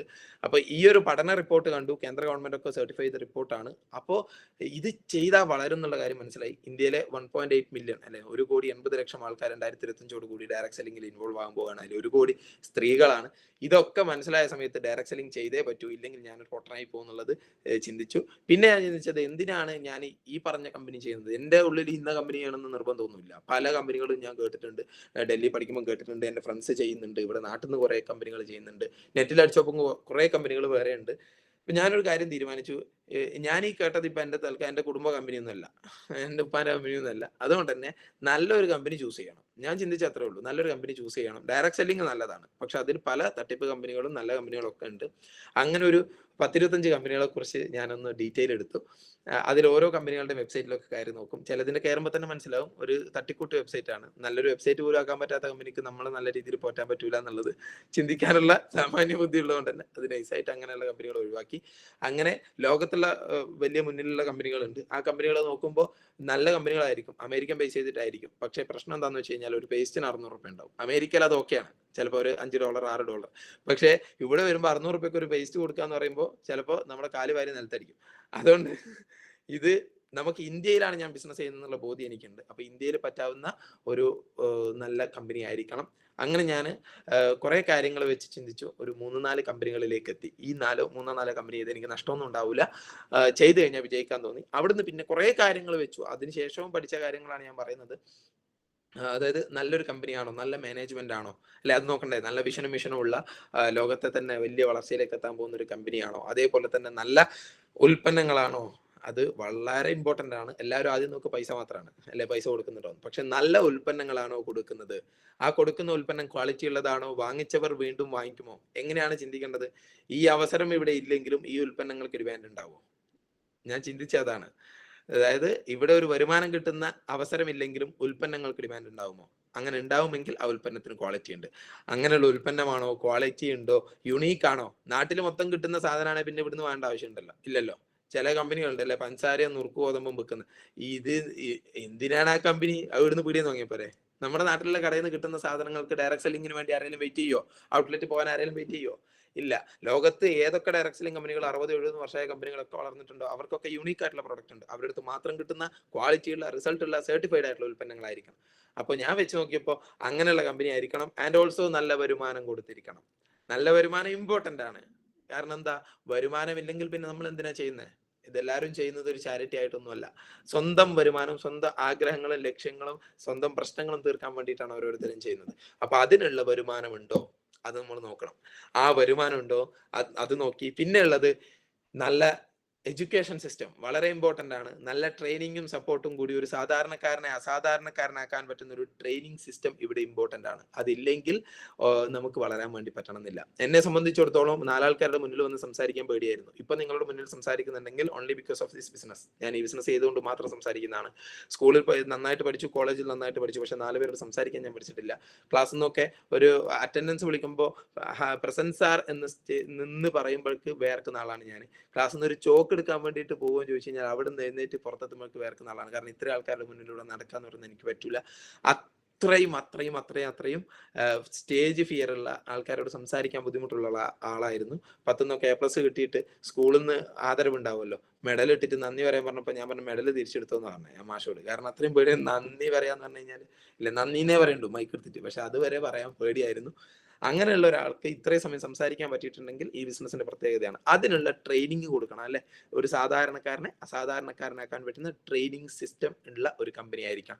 ഇതൊക്കെ വെച്ച് നോക്കി അവസാനം ഞാൻ ഒരു കമ്പനി സെലക്ട് ചെയ്തു. അത് ഇന്ത്യയിലെ എന്നല്ല, നാളെ ലോകത്തെ തന്നെ നമ്പർ 1 ആക്കാൻ പോകുന്ന my life style marketing global private limited എന്ന് പറഞ്ഞ കമ്പനി ചൂസ് ചെയ്തു, തീരുമാനിച്ചു, ഉറപ്പിച്ചു, തിരിച്ചു വന്നു. 12,000 രൂപ 5-6 പേരുടെ കടം വാങ്ങിച്ച് അറേഞ്ച് ചെയ്ത് കൊണ്ടുകൊടുത്തു. ലീഡറോട് പറഞ്ഞു ഞാനുണ്ട്. പിന്നെ ആള് സംശയമൊക്കെ തീർന്നു. ഞാൻ പറഞ്ഞാൽ എല്ലാം തീർന്നു. പിന്നെ എനിക്കുള്ള ഒരു കോൺഫിഡൻസ് ഞാൻ പറയാം, അഹങ്കാരമല്ല. ഇന്ന് വരെ ഇത്രയും കാലത്തിനിടക്ക് മൈ ലൈഫ് സ്റ്റൈലിന്റെ കാര്യം പറഞ്ഞുകൊണ്ടോ ഡയറക്ട് സെല്ലിങ്ങിന്റെ കാര്യം പറഞ്ഞുകൊണ്ടോ ഒരു കുട്ടിക്ക് എന്നെ നെഗറ്റീവ് ആക്കാൻ പറ്റിയിട്ടില്ല. ഇനി ഒട്ട് പറ്റുകയില്ല. അത് ചൂസ് ചെയ്തപ്പോൾ തന്നെ തീരുമാനിച്ചിട്ടുണ്ടായിരുന്നു. ഇനി എന്നെ ആരെങ്കിലും കളിയാക്കുന്നുണ്ടെങ്കിൽ അവന്റെ അണ്ണാക്കിലിട്ട് പൊട്ടിച്ചു കൊടുക്കണമെന്ന് തീരുമാനിച്ചിട്ടാണ് അത്ര ഇതിനെ പറ്റിയിട്ട് പഠിച്ച് മനസ്സിലാക്കിയത്. പലരും ചോദിക്കും, പല സംശയങ്ങളും ചോദിക്കും. ചില ആൾക്കാർ പറയും ഇത് നിയമപരമല്ല. ഞാൻ പറയുമ്പോൾ ഇരിക്കും പറ, ഏതാ നിയമം പാലിക്കാത്ത പറ, ഇരിക്കും. ചില ആൾക്കാർ പറയും ഈ കമ്പനി ശരിയില്ല. ഞാൻ പറഞ്ഞപ്പാ എന്നപ്പാ പ്രശ്നങ്ങൾ പറ എന്ന് പറഞ്ഞിട്ട് തന്നെ ഞാൻ വിളിക്കാറുണ്ട്. പല കമ്പനികളും നമ്മളെ അല്ലെ കൊറോണയുടെ സമയത്തൊക്കെ അപ്രോച്ച് ചെയ്തിട്ടുണ്ടായിരുന്നു. നമ്മൾ ഈ ബിസിനസ് ചെയ്യുന്നു എന്ന് അറിഞ്ഞു കഴിഞ്ഞാൽ പല കമ്പനികളും നമ്മുടെ അടുത്തേക്ക് വരും. അങ്ങനെ വന്ന സമയത്ത് ഈവൻ ഒരു കമ്പനിയുടെ ഡയമണ്ട് എന്ന് പറഞ്ഞ റാങ്കിലുള്ള ഒരു ചങ്ങായി, എന്റെ ഫ്രണ്ട് ആ ഡയമണ്ടിനെയും കൂട്ടിയിട്ടാണ് എന്റെ വീട്ടിലേക്ക് വന്നത്. വലിയ കാറൊക്കെ എടുത്തിട്ട് വീട്ടിൽ വന്നിട്ട് എനിക്ക് ബിസിനസ് പറഞ്ഞിട്ടുണ്ടായിരുന്നു. ഞാൻ DTC റാങ്കിലുള്ള സമയത്ത് ആദ്യമൊക്കെ ഞാൻ പറഞ്ഞു പോട്ടെ എന്ന് വിചാരിച്ചു. പക്ഷെ പിന്നെ പിന്നെ നമ്മളെ 95നെ കുത്തി പറയാൻ തുടങ്ങി, അതൊക്കെ പറയാൻ തുടങ്ങി. അപ്പൊ തിരിച്ച് നമ്മളെ ചൊറിഞ്ഞ നമ്മൾ കയറി മാന്തും എന്ന് പറഞ്ഞ പോലെ തിരിച്ച് നല്ലോണം പറഞ്ഞു. ഓരോ കൗണ്ടർ ക്വസ്റ്റ്യൻസ് ചോദിച്ച് അവസാനം ഡയമണ്ടിന്റെ കൂടെ കാറിൽ വന്ന ഡിസ്ട്രിബ്യൂട്ടർ ആ കമ്പനി നിർത്തി.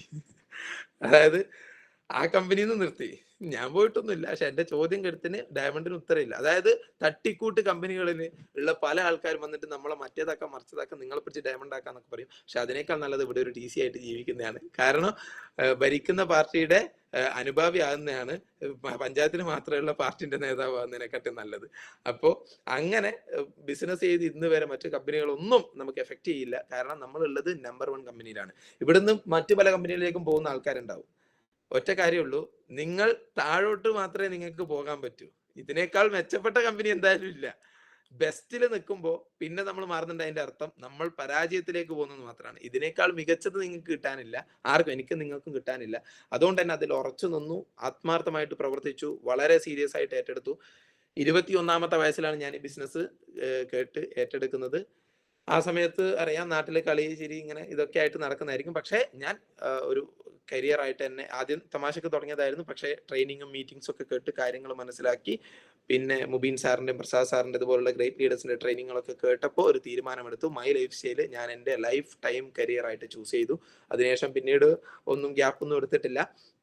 വളരെ സീരിയസ് ആയി ചെയ്തു. അങ്ങനെ ചെറിയ ചെറിയ നേട്ടങ്ങളാണ് ആദ്യം ഉണ്ടാക്കാൻ തുടങ്ങിയത്. ഒരു പാർക്കർ പെൻ, 250 റുപ്യന്റെ പാർക്കർ പെന്നാണ് ഞാൻ ആദ്യം ടാർഗറ്റ് വെച്ചത്. ഇത് വാങ്ങാൻ പറ്റുമോ നോക്കട്ടെ, എന്നിട്ടല്ലേ ബാക്കി വെക്കൽ എന്നുള്ള. അങ്ങനെ അത് വാങ്ങിച്ചു, ടിക്കിട്ടു. 999 റുപ്യന്റെ ഒരു ബാഗ് വാങ്ങിച്ചു, ടിക്കിട്ടു. ഒരു 3000 രൂപന്റെ ഒരു ഷൂ ഞാൻ കണ്ടു, ഭയങ്കര സ്വപ്നം കണ്ട ഒരു ഷൂ ഉണ്ടായിരുന്നു സ്കെച്ചേഴ്സിന്റെ. ആ സമയത്ത് അത് ടാർഗറ്റ് വെച്ചു, ടിക്കിട്ടു. ഒരു ഇയർഫോൺ, ഇങ്ങനെ കഴുത്തിലോട് ഇട്ടിട്ടുള്ള ഒരു ഇയർഫോൺ ഉണ്ടായിരുന്നു, അത് വെച്ചു, ടിക്കിട്ടു. അങ്ങനെ ഓരോരോ ആഗ്രഹങ്ങൾ നേടാൻ പറ്റും എന്ന് മനസ്സിലായപ്പോൾ മെല്ലെ കുറച്ച് വലിയൊരു ടാർഗറ്റ് വെച്ചു. ഒരു ഫോൺ 28,000 രൂപയുടെ. ഞാനൊരു ATC ഒക്കെ റാങ്ക് ആവുന്ന സമയത്തേക്ക് അത് വാങ്ങിച്ചു. അപ്പോഴാണ് എനിക്ക് അത് നടക്കും പറ്റുന്നുണ്ട് എന്നുള്ളൊരു കോൺഫിഡൻസ് വന്നു. അങ്ങനെ അത് ഓരോന്നോട്ട് അപ്ഗ്രേഡ് ചെയ്യാൻ വേണ്ടി തുടങ്ങി. അങ്ങനെ 2020 ഡിസംബറിൽ, കൊറോണയുടെ ഇടയിൽ, ആ സമയത്ത് ഓൺലൈനായിട്ടൊക്കെ ബിസിനസ് ചെയ്തുകൊണ്ട് 23 വയസ്സ് പ്രായമുള്ള സമയത്ത് സ്വന്തമായിട്ട് ഒരു 4 വീലർ അച്ചീവ് ചെയ്യാൻ വേണ്ടി പറ്റിയ ഒരു ഹ്യുണ്ടായിന്റെ വെന്യൂ എന്ന് പറഞ്ഞൊരു കാർ അത് ചെയ്തു. പിന്നെ അവിടുന്ന് 5-8 മാസം ആകുമ്പോഴേക്ക് തന്നെ നമ്മളെ ഈ ഏജിലുള്ള ആൾക്കാരുടെ ഒരു ക്രൈസ് ആയിരിക്കും. റോയൽ എൻഫീൽഡിന്റെ ഹിമാലയ എന്ന് പറഞ്ഞിട്ടുള്ള ഒരു ബൈക്ക് ഉണ്ട്, ഒരു 3 ലക്ഷത്തോളം വരുന്നത്. ആ ബൈക്ക് അത് കഴിഞ്ഞിട്ട് 2021 എടുത്തു. പിന്നെ കുറെ അപ്ഗ്രേഡേഷൻസ്, ഫോൺ വീണ്ടും ഒന്ന് ചേഞ്ച് ചെയ്തു. ആദ്യം 28,000 രൂപന്റെ ഫോൺ ഭയങ്കര സംഭവമായിട്ട് വാങ്ങിച്ചാണെങ്കിൽ പിന്നെ സീലിംഗ് ഒക്കെ അടിച്ച് ഇന്ന് നല്ല സമാധാനത്തിൽ ഒരു ഐഫോൺ ഒക്കെ വാങ്ങിച്ചു. പിന്നെ നമ്മൾ ഓരോരോ ഗാഡ്ജറ്റ്സുകൾ, മാക്ബുക്ക് വാങ്ങിച്ചു, ലാപ്ടോപ്പ്, അങ്ങനെ വീട്ടിലുള്ള കുറെ കാര്യങ്ങൾ ചെയ്യാൻ വേണ്ടി പറ്റി. അങ്ങനെ ഓരോന്നായിട്ട് ഗ്രാജുവലി ചെയ്തു. അങ്ങനെ ആഴ്ചയിൽ 2,10,000 എന്ന് പറഞ്ഞ് നമ്മൾ തുടക്കത്തിൽ വിശ്വസിക്കാത്തൊരു ഫിഗർ ഉണ്ടായിരുന്നു. പക്ഷേ കൃത്യമായിട്ട് പ്ലാൻ ചെയ്ത് പ്രവർത്തിച്ചതിന്റെ ഭാഗമായിട്ട് ഇതേപോലെ തന്നെ 23 വയസ്സുള്ള സമയത്തേക്ക് തന്നെ ആഴ്ചയിൽ 2,10,000 എന്ന് പറയുന്ന ഒരു ഫിഗറിലേക്ക് എത്താൻ വേണ്ടി പറ്റി. അങ്ങനെ ടീമിൽ ഇപ്പോ അത് ഞാൻ അടിച്ചതിനേക്കാൾ സന്തോഷം എന്താണെന്ന് വെച്ച് കഴിഞ്ഞാൽ, കൂടെ വന്ന കുറെ ആൾക്കാർക്ക് 500, 1000, 5000, 10,000 ഒക്കെ വാങ്ങിക്കുമ്പോൾ ഒരു സന്തോഷമുണ്ട്. അത് പതിയെ കൂട്ടി ഇപ്പൊ ആ ടീമിൽ 5 പേര് 2,10,000 വാങ്ങിച്ചു കഴിഞ്ഞു. ഞാൻ കൂടാതെ തന്നെ ഇനിയും നിരവധി ആൾക്കാരെ 2,10,000-ലേക്കൊക്കെ എത്തിക്കാൻ വേണ്ടിയിട്ടുള്ള ശക്തമായ പ്രവർത്തനത്തിലാണ് ഇപ്പോൾ ഉള്ളത്. അപ്പോ അങ്ങനെ ഒരു ഗ്രോത്തിലേക്ക് പോകുമ്പോൾ നമ്മളെ കളിയാക്കിയവരും കുറ്റം പറഞ്ഞവരും എന്നോട് പഠിക്കാൻ പോയാൽ മതി എന്ന് പറഞ്ഞ കുറേ പേരുണ്ടായിരുന്നു. ഇതൊന്നും ചെയ്യണ്ട, പഠിക്കാൻ പോയാൽ മതി എന്ന് പറയുന്നത്. അങ്ങനെ പറയുന്ന പല ആൾക്കാർ ഇപ്പൊ എന്റെ ഡിസ്ട്രിബ്യൂട്ടറാണ്. അവരിപ്പോ അവരെ മക്കളെ പഠിപ്പിക്കണ്ട, 18 വയസ്സായി ഇന്ത്യപ്പുറം കൂട്ടിക്കോന്ന് പറയുന്നത്. അതായത് ഇത്രയേ ഉള്ളൂ. ഞാൻ ചിന്തിച്ചത്, ഞാൻ പഠിക്കുന്നത് എനിക്ക് വരുമാനം ഉണ്ടാക്കണം, എൻ്റെ കുടുംബം നല്ല രീതിയിൽ നോക്കണം എന്നുള്ള ലക്ഷ്യത്തിലാണ്. അത് 5 6 വർഷം ഞാൻ CA പഠിച്ച് വരുന്നുണ്ടെങ്കിൽ ഇപ്പൊ ഞാൻ ഒരു CA ജോലിക്ക് കയറുന്ന സമയമാണ്. പക്ഷെ ഈ സമയം കൊണ്ട് തന്നെ ഞാൻ 12,000 രൂപക്ക് തുടങ്ങിയ ബിസിനസ്സിലെ ടേൺ ഓവർ 12 കോടി രൂപ കഴിഞ്ഞു. ചിന്തിക്കേണ്ട കാര്യം ഇതാണ്. ഒരു പണിക്കാരില്ല, ശമ്പളമില്ല, കറണ്ട് ബില്ലില്ല, വാടകയില്ല, ഷോപ്പില്ല, ഒന്നുമില്ല. ബട്ട് ടേൺ ഓവർ 12 കോടി കഴിഞ്ഞു. ആഴ്ച വരുമാനം 2,10,000 ക്രോസ് ചെയ്ത് കഴിഞ്ഞു. ടീമിലുള്ള നിരവധി ആൾക്കാർക്ക് വരുമാനം എത്തിച്ചു കൊടുക്കാൻ വേണ്ടി പറ്റി. ഞാൻ പഠിക്കാൻ പോയിരുന്നെങ്കിൽ 5 6 ലക്ഷം റുപ്യ മുടക്കിയിട്ട് ഇപ്പോഴും എന്നെ ഇപ്പോൾ പഠിപ്പിച്ചുകൊണ്ടിരിക്കുന്നുണ്ടാവും, അല്ലെ ഇപ്പം പഠിച്ചു കഴിഞ്ഞിട്ടേ ഉണ്ടാവും. ഞാൻ ഇനി ജോലിക്ക് പോകണം, അത്രേ ചെറിയ ശമ്പളങ്ങൾക്ക് നിന്ന് ഇനി വലിയ രീതിയിലേക്ക് എത്തണം. പക്ഷെ എനിക്ക് ഉറപ്പാണ്, ഇനിയുള്ള അടുത്തൊരു 5 വർഷം എന്ന് പറയുന്നത് ഞാൻ ടേൺ ഓവർ കൊണ്ട് ചാകരയാക്കാൻ പോകുന്നതാണ്. ഇൻഷാ അല്ലാഹ് ദൈവായുസ്സും ആരോഗ്യം തന്നിട്ടുണ്ടെങ്കിൽ ഇത്രയും വർഷം കൊണ്ടാക്കിയ 12 കോടി അടുത്ത ഒരു വർഷം കൊണ്ട് 12 കോടി ഉണ്ടാക്കാനാണ് ഇപ്പോൾ എടുത്തിട്ടുള്ള തീരുമാനം. അപ്പൊ ഒന്ന് ചിന്തിച്ചാൽ മതി, ഈ ബിസിനസിന്റെ ഡ്യൂപ്ലിക്കേഷൻ അങ്ങനെയാണ്. തുടക്കത്തിൽ ഞാൻ നേരത്തെ ആദ്യം പറഞ്ഞ വ്യക്തി തന്നെ എന്നെ ഗ്രൂപ്പിലൊക്കെ ഇട്ട് കളിയാക്കിയിട്ടുണ്ടായിരുന്നു. അത് കഴിഞ്ഞിട്ട് ഞാൻ ബിസിനസ് തുടങ്ങിയ സമയത്തും എനിക്ക് കുറച്ച് അഹങ്കാരം ഉണ്ടായിരുന്നു. ഞാൻ വലിയ പഠിപ്പിലുള്ള ആളാണ്, എനിക്കെല്ലാം പറയാൻ അറിയാം എന്നുള്ള ചിന്തയിൽ ഈ ബിസിനസിന്റെ പ്ലാൻ കേട്ട് 2ാമത്തെ ദിവസം തന്നെ ഞാൻ പ്ലാൻ പ്രസന്റ് ചെയ്തു. വർക്ക്ഷോപ്പ് ഒന്നും ഇല്ലാതെ തന്നെ പ്ലാൻ പ്രസന്റ് ചെയ്തു. ആ ഫസ്റ്റ് പറഞ്ഞ ആളെ തന്നെ ഞാൻ ബിസിനസ് സ്റ്റാർട്ട് ചെയ്യിപ്പിച്ചു. അത് എനിക്ക് ഓവർ കോൺഫിഡൻസ് തന്നു. പുറകെ പോയിട്ട് 16 ആൾക്കാരോട് ബിസിനസ് പറഞ്ഞു. 16 ആളും നെഗറ്റീവായി. അപ്പോഴാണ് എനിക്ക് മനസ്സിലായത് ഞാൻ പഠിച്ചിട്ടില്ല എന്നുള്ള. അപ്പൊ ഞാനും നെഗറ്റീവായി. ഞാൻ ലീഡറോട് പോയിട്ട് പറഞ്ഞു, ഞാൻ നിർത്തി. അങ്ങനെ ഉണ്ടല്ലോ, നമ്മൾ ഭയങ്കര സംഭവമൊക്കെ ആയിട്ട് വന്നതായിരിക്കും. പക്ഷെ 16 പേരോട് പറയുമ്പോൾ 16 പേരും നോ ആണെങ്കിൽ നമ്മുടെ ഉള്ളിൽ ഒന്ന് പെടയും. ആ സമയത്ത് ലീഡർ പറഞ്ഞാൽ, നീ അതിന് ആരോടെങ്കിലും പറഞ്ഞ? ഞാൻ പറഞ്ഞു, ഞാൻ എല്ലാവരോടും പറഞ്ഞു, എനിക്കറിയുന്ന ആളോട് മുഴുവൻ പറഞ്ഞു. നിന്നോട് പറയരുത് എന്ന് പറഞ്ഞല്ലേ. ഞാൻ പറഞ്ഞു, എന്നെ പറഞ്ഞു മൂഡിലങ്ങ് പറഞ്ഞു പോയതെന്ന്. അങ്ങനെ ലീഡർ വന്ന് സംസാരിച്ചപ്പോൾ 1ാമത്തെ വ്യക്തി എന്നെ സ്റ്റാർട്ട് ചെയ്തു. അങ്ങനെ ഉണ്ടല്ലോ, ലീഡർ വന്നിട്ട് ആ മർമ്മത്തിൽ നോക്കി 2 ഡയലോഗേ പറയൂ. അത് പറഞ്ഞപ്പോൾ സ്റ്റാർട്ട് ചെയ്തു. പിന്നെ ഞാൻ മിണ്ടാറില്ല. ലീഡർ എന്ത് പറയുന്നു അതും കേട്ട് ജീവിക്കുക, ട്രെയിനിങ് അറ്റൻഡ് ചെയ്യുക, മീറ്റിംഗ് അറ്റൻഡ് ചെയ്യുക, ലീഡേഴ്സ് പറയുന്നതൊക്കെ മുന്നോട്ടേക്ക് പോവുക. സ്വന്തമായിട്ട് ഒരു തീരുമാനമില്ല, സ്വന്തമായിട്ട് ഒന്നും എടുക്കാറില്ല. സ്വന്തം ചിന്തകളും ബുദ്ധിയും ഒക്കെ അവിടെ വെച്ച് ഒരു പൊട്ടനായിട്ട് ലീഡേഴ്സ് പറയുന്ന പോലെ കേട്ട് പ്രവർത്തിച്ചാൽ നല്ല പൊട്ടൻഷ്യൽ ഉണ്ടാവും. പൊട്ടനായ പൊട്ടൻഷ്യൽ ഉണ്ടാവും എന്ന് പറയാം. അതേ സമയത്ത് ബുദ്ധിമാനായിട്ട് ഇരുന്ന് കഴിഞ്ഞാൽ ഇവിടെ ചിലപ്പോൾ നമുക്ക് ആ വിജയം ഉണ്ടാവില്ല. കാരണം എന്താന്ന് വെച്ച് കഴിഞ്ഞാൽ സിമ്പിൾ ആണ്. നമ്മൾ സ്വന്തം ഐഡിയ ഇവിടെ പ്രയോഗിക്കാൻ നോക്കിക്കഴിഞ്ഞാൽ അത് വിജയിക്കുമെന്നുള്ള കാണിച്ചു കൊടുക്കേണ്ട ഡ്യൂട്ടി നമുക്ക് തന്നെയാണ്, അല്ലേ? സ്വന്തമായിട്ട് ചെയ്താൽ വിജയിക്കുന്ന കാണിച്ചു കൊടുക്കുന്നത് നമ്മുടെ ഡ്യൂട്ടിയാണ്. ഇവിടുന്ന് ഇപ്പോൾ കണ്ണൂരിൽ നിന്ന് കോഴിക്കോടേക്ക് ഒരു റോഡ് ഉണ്ട്. അതിലേ പോയി കഴിഞ്ഞാൽ 2.5 മണിക്കൂർ കൊണ്ട് കോഴിക്കോട് എത്തും, അല്ലെങ്കിൽ 3 മണിക്കൂർ കൊണ്ട് കോഴിക്കോട് എത്തും. അപ്പൊ ഞാൻ പറയുന്നതാണ്, ഇതെന്നല്ല വേറെ കിടിലൻ റോഡ് ഞാൻ ആക്കുന്നുണ്ടെന്ന് പറഞ്ഞു കഴിഞ്ഞാൽ ആ പുതിയ റോഡ് ഉണ്ടാക്കിയിട്ട് പോവുകയാണെങ്കിൽ എത്ര കാലം കൊണ്ടെത്തും? ചിലപ്പോൾ 50 കൊല്ലാവും. പുതിയ റോഡ് നമ്മളാക്കിയിട്ട് പോകുന്നതാണെങ്കിൽ അത് എത്തുന്നൊരു ഉറപ്പുമില്ല. അപ്പൊ ഇവിടെ ഓൾറെഡി നമ്മുടെ ഗ്രേറ്റ് ലീഡേഴ്സ് ആയിട്ടുള്ള ഡയമണ്ട്സും ITCയും WTCയും GTCയും ഒക്കെ പോയി വിജയിച്ച വഴിയുണ്ട്. ഓൾറെഡി ആ റോഡുണ്ട്, അതിലേ പോയാൽ വേഗം അങ്ങ് എത്തും. വേറെ എതിലൂടെയെങ്കിലും പോകാൻ നോക്കിക്കഴിഞ്ഞാൽ അത് എത്തുമെന്ന് ഉറപ്പില്ല. ഇനി എത്ര കാലം കൊണ്ട് എത്തുമെന്ന് ഉറപ്പില്ല. അത് എത്തുമെന്ന് ഉറപ്പിക്കേണ്ടത് നമ്മുടെ ഡ്യൂട്ടിയായി മാറും. അതുകൊണ്ട് ഞാൻ സ്വന്തം ബുദ്ധി എവിടെ ഉപയോഗിക്കാറില്ല. ലീഡേഴ്സ് പറയുന്നതും കേട്ട് മുന്നോട്ട് പോകാൻ തുടങ്ങി. അങ്ങനെ ഒരു 7 പേര് തുടക്കത്തിൽ സ്റ്റാർട്ട് ചെയ്തു. ഇന്ന് ദൈവാനുഗ്രഹം കൊണ്ട് 7, 10, 100 ഒക്കെ ആയിട്ട് പല ജില്ലകളിലായിട്ട് പല സംസ്ഥാനങ്ങളിലായിട്ട് 10,000-ന് മുകളിൽ ഡിസ്ട്രിബ്യൂഷൻ ഓൾറെഡി പാസ് ചെയ്ത് കൊടുക്കാൻ വേണ്ടി പറ്റി. എൻ്റെ ഐഡിയയിൽ ഇന്നിപ്പോൾ 10,000+ ഡിസ്ട്രിബ്യൂട്ടേഴ്സ് ഉണ്ട്. ഇതിൻ്റെയൊക്കെ ഭാഗമായിട്ട് ടേൺ ഓവർ ഒക്കെ ക്രിയേറ്റ് ചെയ്യാൻ വേണ്ടി പറ്റിയിട്ടുണ്ട്. ഇപ്പോൾ ലാസ്റ്റ് കഴിഞ്ഞ മാസം ഏകദേശം 50 ലക്ഷമാണ് ടീമിന്റെ ടേൺ ഓവർ. ഇങ്ങനെ ആവറേജ് മാസം 50 ലക്ഷം 60 ലക്ഷം ഒക്കെ കച്ചവടം നടക്കുന്ന രീതിയിലേക്ക് മാറി. അപ്പോൾ ഈ ഒരു അവസ്ഥ ഞാൻ തന്നെ ചിന്തിച്ചു പോകാറുണ്ട്. ഒരു ഷോപ്പാണ് ഇട്ടിരുന്നതെങ്കിൽ ഈ കച്ചവടം നടക്കുമോ? ഈവൻ കുറച്ച് ഹെൽത്ത് ഇഷ്യൂസ് ഉണ്ടായിട്ട് കഴിഞ്ഞ മാസം എനിക്ക് തോന്നുന്നത് വളരെ കുറഞ്ഞ ദിവസങ്ങൾ മാത്രമേ ഫീൽഡിൽ ഇറങ്ങാൻ വേണ്ടി പറ്റിയിട്ടുള്ളൂ. ആ സമയത്ത് ഈ ടേൺ ഓവർ ഉണ്ടായിരുന്നു. ഇനിയിപ്പോ ജീവിതത്തിൽ വലിയൊരു മാറ്റമുള്ള ഒരു ദിവസമാണ്. അടുത്ത 2 ആഴ്ച കഴിഞ്ഞാൽ എൻ്റെ കല്യാണമാണ്. അപ്പോൾ അതിനുവേണ്ടി ഞാൻ അഗെയിൻ ഇപ്പോൾ ഫുള്ള് അതിന്റെ ബിസിയിലാണ്. ഫീൽഡിലേക്ക് അധികം പോകാൻ പറ്റുന്നില്ല. പക്ഷെ ഒരാഴ്ച പോലും വരുമാനം മുടങ്ങാറില്ല. ഈവൺ ഇപ്പൊ കഴിഞ്ഞ ആഴ്ച നമ്മുടെ മന്ത് കട്ട് ഓഫിൽ ബോണസ് വരെ എനിക്ക് കിട്ടി. NTC ക്ലബ് ബോണസും കിട്ടി. ഞാൻ ഇപ്പൊ തിരക്കിലാണ്, ഫീൽഡിൽ പോകാൻ പറ്റാറില്ല എന്ന് പറഞ്ഞല്ലോ. പക്ഷെ ആ സമയത്തും ശക്തമായ ഒരു ടീം കൂടെ ഉണ്ട്. അത് ഈ ഒരു തിരക്ക് വരുന്നതിന് മുന്നേ ഒരു ദിവസം പോലും ഗ്യാപ്പ് എടുക്കാതെ രാവും പകലില്ലാതെ ഓടിയിട്ടുണ്ട്. ഓടിയത് കൊണ്ടാണ് ഈ റിസൾട്ട് വരുന്നത്. വെറുതെ ഇരുന്നാൽ കിട്ടൂല. ഓക്കെ, ഞാൻ റെസ്റ്റ് എടുക്കാതെയാണ് ഫുള്ളായിട്ട് നമ്മൾ പ്ലാൻ ചെയ്ത് 1 മാസം 1.5 മാസം ഒക്കെ ഷെഡ്യൂൾ ചെയ്തിട്ടാണ് ഓടുന്നത്. അപ്പൊ ഇങ്ങനെ കുറെ നേട്ടങ്ങളൊക്കെ ഉണ്ടാക്കാൻ വേണ്ടി പറ്റിയിട്ടുണ്ട്. നിങ്ങളോട് എനിക്ക് പറയാനുള്ള കാര്യം ഇത്രയേ ഉള്ളൂ. പുതിയ ആൾക്കാരോട് ലീഡേഴ്സ് പറയുന്ന കേട്ട് അത് പൂർണ്ണമായും അനുസരിച്ച് അതിൽ വിശ്വസിച്ചുകൊണ്ട് പ്രവർത്തിക്കുക. ലീഡേഴ്സിനെ നമ്മൾ ഒരു വിശ്വസിക്കേണ്ട കാര്യങ്ങൾ പറയും. മുസ്ലിംസിന്റെ ഇടയിൽ പറയുന്നുണ്ട് ഈമാൻ കാര്യങ്ങൾ എന്ന് പറയും. ഞാൻ അങ്ങനെയാ ടീമിൽ പറയാറ്. കമ്പനിയിൽ വിശ്വസിക്കുക, ഇൻഡസ്ട്രിയിൽ വിശ്വസിക്കുക, പ്രൊഡക്റ്റിൽ വിശ്വസിക്കുക, ടീമിൽ വിശ്വസിക്കുക, ലീഡേഴ്സിൽ വിശ്വസിക്കുക, സ്വന്തം വിശ്വസിക്കുക. ഇതിലെല്ലാം വിശ്വാസം ഉണ്ടെങ്കിൽ ഈ ബിസിനസ്സിൽ സുഖമായിട്ട് വിജയിച്ചു പോകാൻ വേണ്ടി പറ്റും. ഇതിലൊന്നും ഒരു സംശയങ്ങളും ഉണ്ടാവാൻ വേണ്ടി പാടില്ല. നമ്മുടെ വിജയത്തിന് വേണ്ടിയിട്ടാണ് ഇവിടെ ഒരു സിസ്റ്റം ഉള്ളത്, ഇവിടെ ഒരു ടീം ഉള്ളത്, ഇവിടെ ഒരു കമ്പനി ഉള്ളത്, ഇവിടെ ഒരു ലീഡേഴ്സ് ഉള്ളത്. ഇനി നമ്മളെയും കൂടി വിശ്വസിക്കണം കേട്ടോ. എല്ലാവരും ഒക്കെ പൊളി, പക്ഷെ എന്നെ കൊണ്ട് പറ്റുമെന്ന് അറിയില്ല എന്ന് പറഞ്ഞാൽ പിന്നെ കാര്യമില്ല. എന്തൊക്കെ സംഭവിച്ചാലും ഞാൻ അച്ചീവർ ആയിരിക്കും എന്നുള്ള തീരുമാനം എടുക്കുക. അങ്ങനെ എടുത്തുകൊണ്ട് പ്രവർത്തിക്കുക. നിങ്ങൾ ലക്ഷ്യം വെച്ചുകൊണ്ട് പ്രവർത്തിക്കണം. ഇപ്പൊ നമുക്ക് ലക്ഷ്യം വെക്കാൻ ഏറ്റവും പറ്റിയ സമയമാണ്. കാരണം നമുക്ക് മുന്നിൽ തായ്ലൻഡ് കോൺടെസ്റ്റ് ഉണ്ട്. എന്നെ സംബന്ധിച്ചിടത്തോളം നിങ്ങൾക്കറിയാം, നമ്മുടെ ടീം കഴിഞ്ഞ ഒരു 2-ാം തീയതി മുതൽ 8-ാം തീയതി വരെ ഞങ്ങൾ തായ്ലൻഡ് ട്രിപ്പിലായിരുന്നു. ഫുക്കറ്റ് എന്ന് പറഞ്ഞ തായ്ലൻഡിൽ ഒരു ദ്വീപ് പോയി വളരെയധികം എൻജോയ് ചെയ്തു. എൻ്റെ ഈ ബിസിനസ്സിൽ ഞാൻ ഇതുവരെ ഉണ്ടാക്കിയ നേട്ടങ്ങളിൽ ഏറ്റവും വലിയ നേട്ടമായിട്ട് ഞാൻ കാണുന്നത് ആ ഇന്റർനാഷണൽ ട്രിപ്പാണ്. ഗ്രേറ്റ് ലീഡേഴ്സ് WTC പോലുള്ള ലീഡേഴ്സിന്റെ കൂടെ ഒരു 7 ദിവസത്തോളം ഫുൾ എൻജോയ് ചെയ്യാൻ വേണ്ടി പറ്റി. ഫുക്കറ്റ് എന്ന് പറഞ്ഞൊരു ദ്വീപ്. എൻ്റെ ഫസ്റ്റ് ഇന്റർനാഷണൽ ട്രിപ്പായിരുന്നു. എൻ്റെ പാസ്പോർട്ടിലെ ഫസ്റ്റ് സീല് വെച്ചത് ഇതാണ്. അടുത്ത സീല് വെക്കാൻ പോകുന്നത് എഗെയിൻ തായ്ലൻഡിലേക്ക് തന്നെ ആയിരിക്കും. കാരണം ഇപ്പോൾ കമ്പനിയുടെ കോൺടെസ്റ്റ് വന്ന് നമ്മൾ പ്രതീക്ഷിക്കുന്നില്ലല്ലോ. അപ്പോൾ ഇങ്ങനെ നമുക്ക് എന്താ പറയുക, ലൈഫ് വേറെ ലെവലിലേക്ക് കൊണ്ടുപോകാൻ പറ്റുന്ന ഒരു അവസ്ഥയാണ്. നമ്മളെ കളിയാക്കിയും കുറ്റം പറഞ്ഞ ആൾക്കാരൊക്കെ ഉണ്ട്. അവരൊക്കെ വായടച്ചിട്ട് കുറെ കാലമായി. പക്ഷെ എന്നാലും അതിന്റെ ഇടക്ക് മറ്റേ എന്താ പറയുക, ഇടിവെട്ടിയവനെ പാമ്പ് കടിച്ചു എന്ന് പറഞ്ഞ അവസ്ഥയായിരുന്നു ഇപ്പൊ ഫുക്കറ്റ് പോയി വന്നത്. ഓൾറെഡി കളിയാക്കുന്നവർക്ക് നമ്മുടെ നേട്ടങ്ങൾ കൊണ്ട് തന്നെ കുറെ മാറ്റങ്ങൾ കാണിച്ചു കൊടുത്തു. ഇപ്പൊ പോയി ഇന്റർനാഷണൽ ട്രിപ്പും പോകാൻ തുടങ്ങി എന്നുള്ള രീതിയിലേക്ക് മാറി. നാട്ടിലൊക്കെ ആരും ഇങ്ങനെ അനങ്ങാണ്ട് വായും പൂട്ടി നിൽക്കലാണ് ഇപ്പോൾ. വേറൊന്നും കൊണ്ടല്ല, നിങ്ങളുടെ നാട് നിങ്ങൾക്ക് നെഗറ്റീവ് ആയിരിക്കും. അതിനെ പോസിറ്റീവ് ആക്കാൻ നിങ്ങൾ ഒരു തീരുമാനം എടുത്താൽ മതി. ഞാൻ ഈ ബിസിനസ് ചെയ്യുന്ന സമയത്ത് നാട് നെഗറ്റീവ് ആയിരുന്നു. എന്നെ ഈ ബിസിനസ്സിൽ കൊണ്ടുവന്ന ലീഡേഴ്സ് പോലും പിന്നീട് ഈ ബിസിനസ് ഒഴിവാക്കി പോയിട്ടുണ്ടായിരുന്നു. പക്ഷേ ഞാൻ ഉറച്ചു നിന്നു. എൻ്റെ കൂടെ വന്നവരെ കൂടെ നിർത്തിപ്പിച്ചു. ഇന്ന് എൻ്റെ നാട്ടില് 2 നാഷണൽ ടീം കോർഡിനേറ്റർ ഉണ്ട്. ഓക്കെ, 2 നാഷണൽ ടീം കോർഡിനേറ്ററും അടുത്ത ആഴ്ച പുതിയൊരു നാഷണൽ ടീം കോർഡിനേറ്റർ കൂടി വരുന്നു എൻ്റെ ടീമിൽ തന്നെ.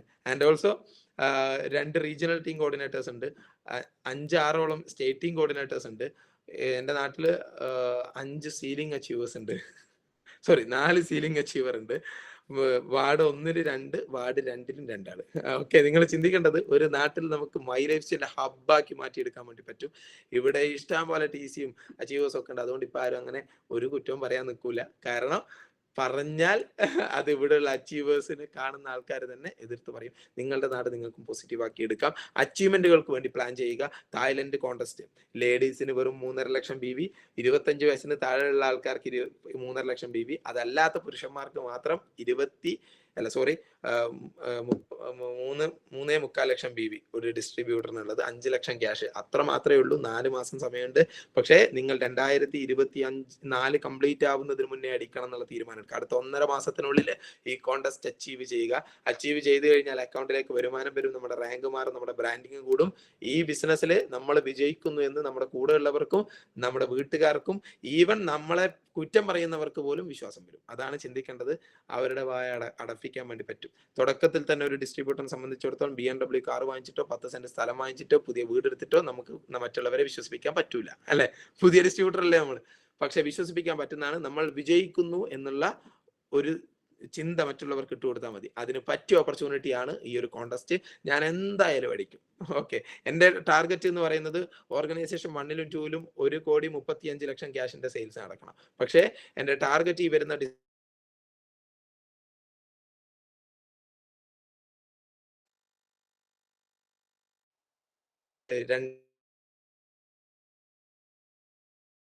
ടാർഗറ്റ് വെച്ച് കഴിഞ്ഞു. അതിന്റെ പ്രവർത്തനങ്ങൾ ഓൾറെഡി പ്ലാനിങ്ങുകളൊക്കെ തുടങ്ങി കഴിഞ്ഞു. പക്ഷേ ഡിസംബർ 7 കല്യാണം ഉള്ളതുകൊണ്ട് അതുവരെ ബിസിയാണ്. ബട്ട് എന്നിരുന്നാലും ടീമിൽ അതിന്റെ ശക്തമായ പ്രവർത്തനം.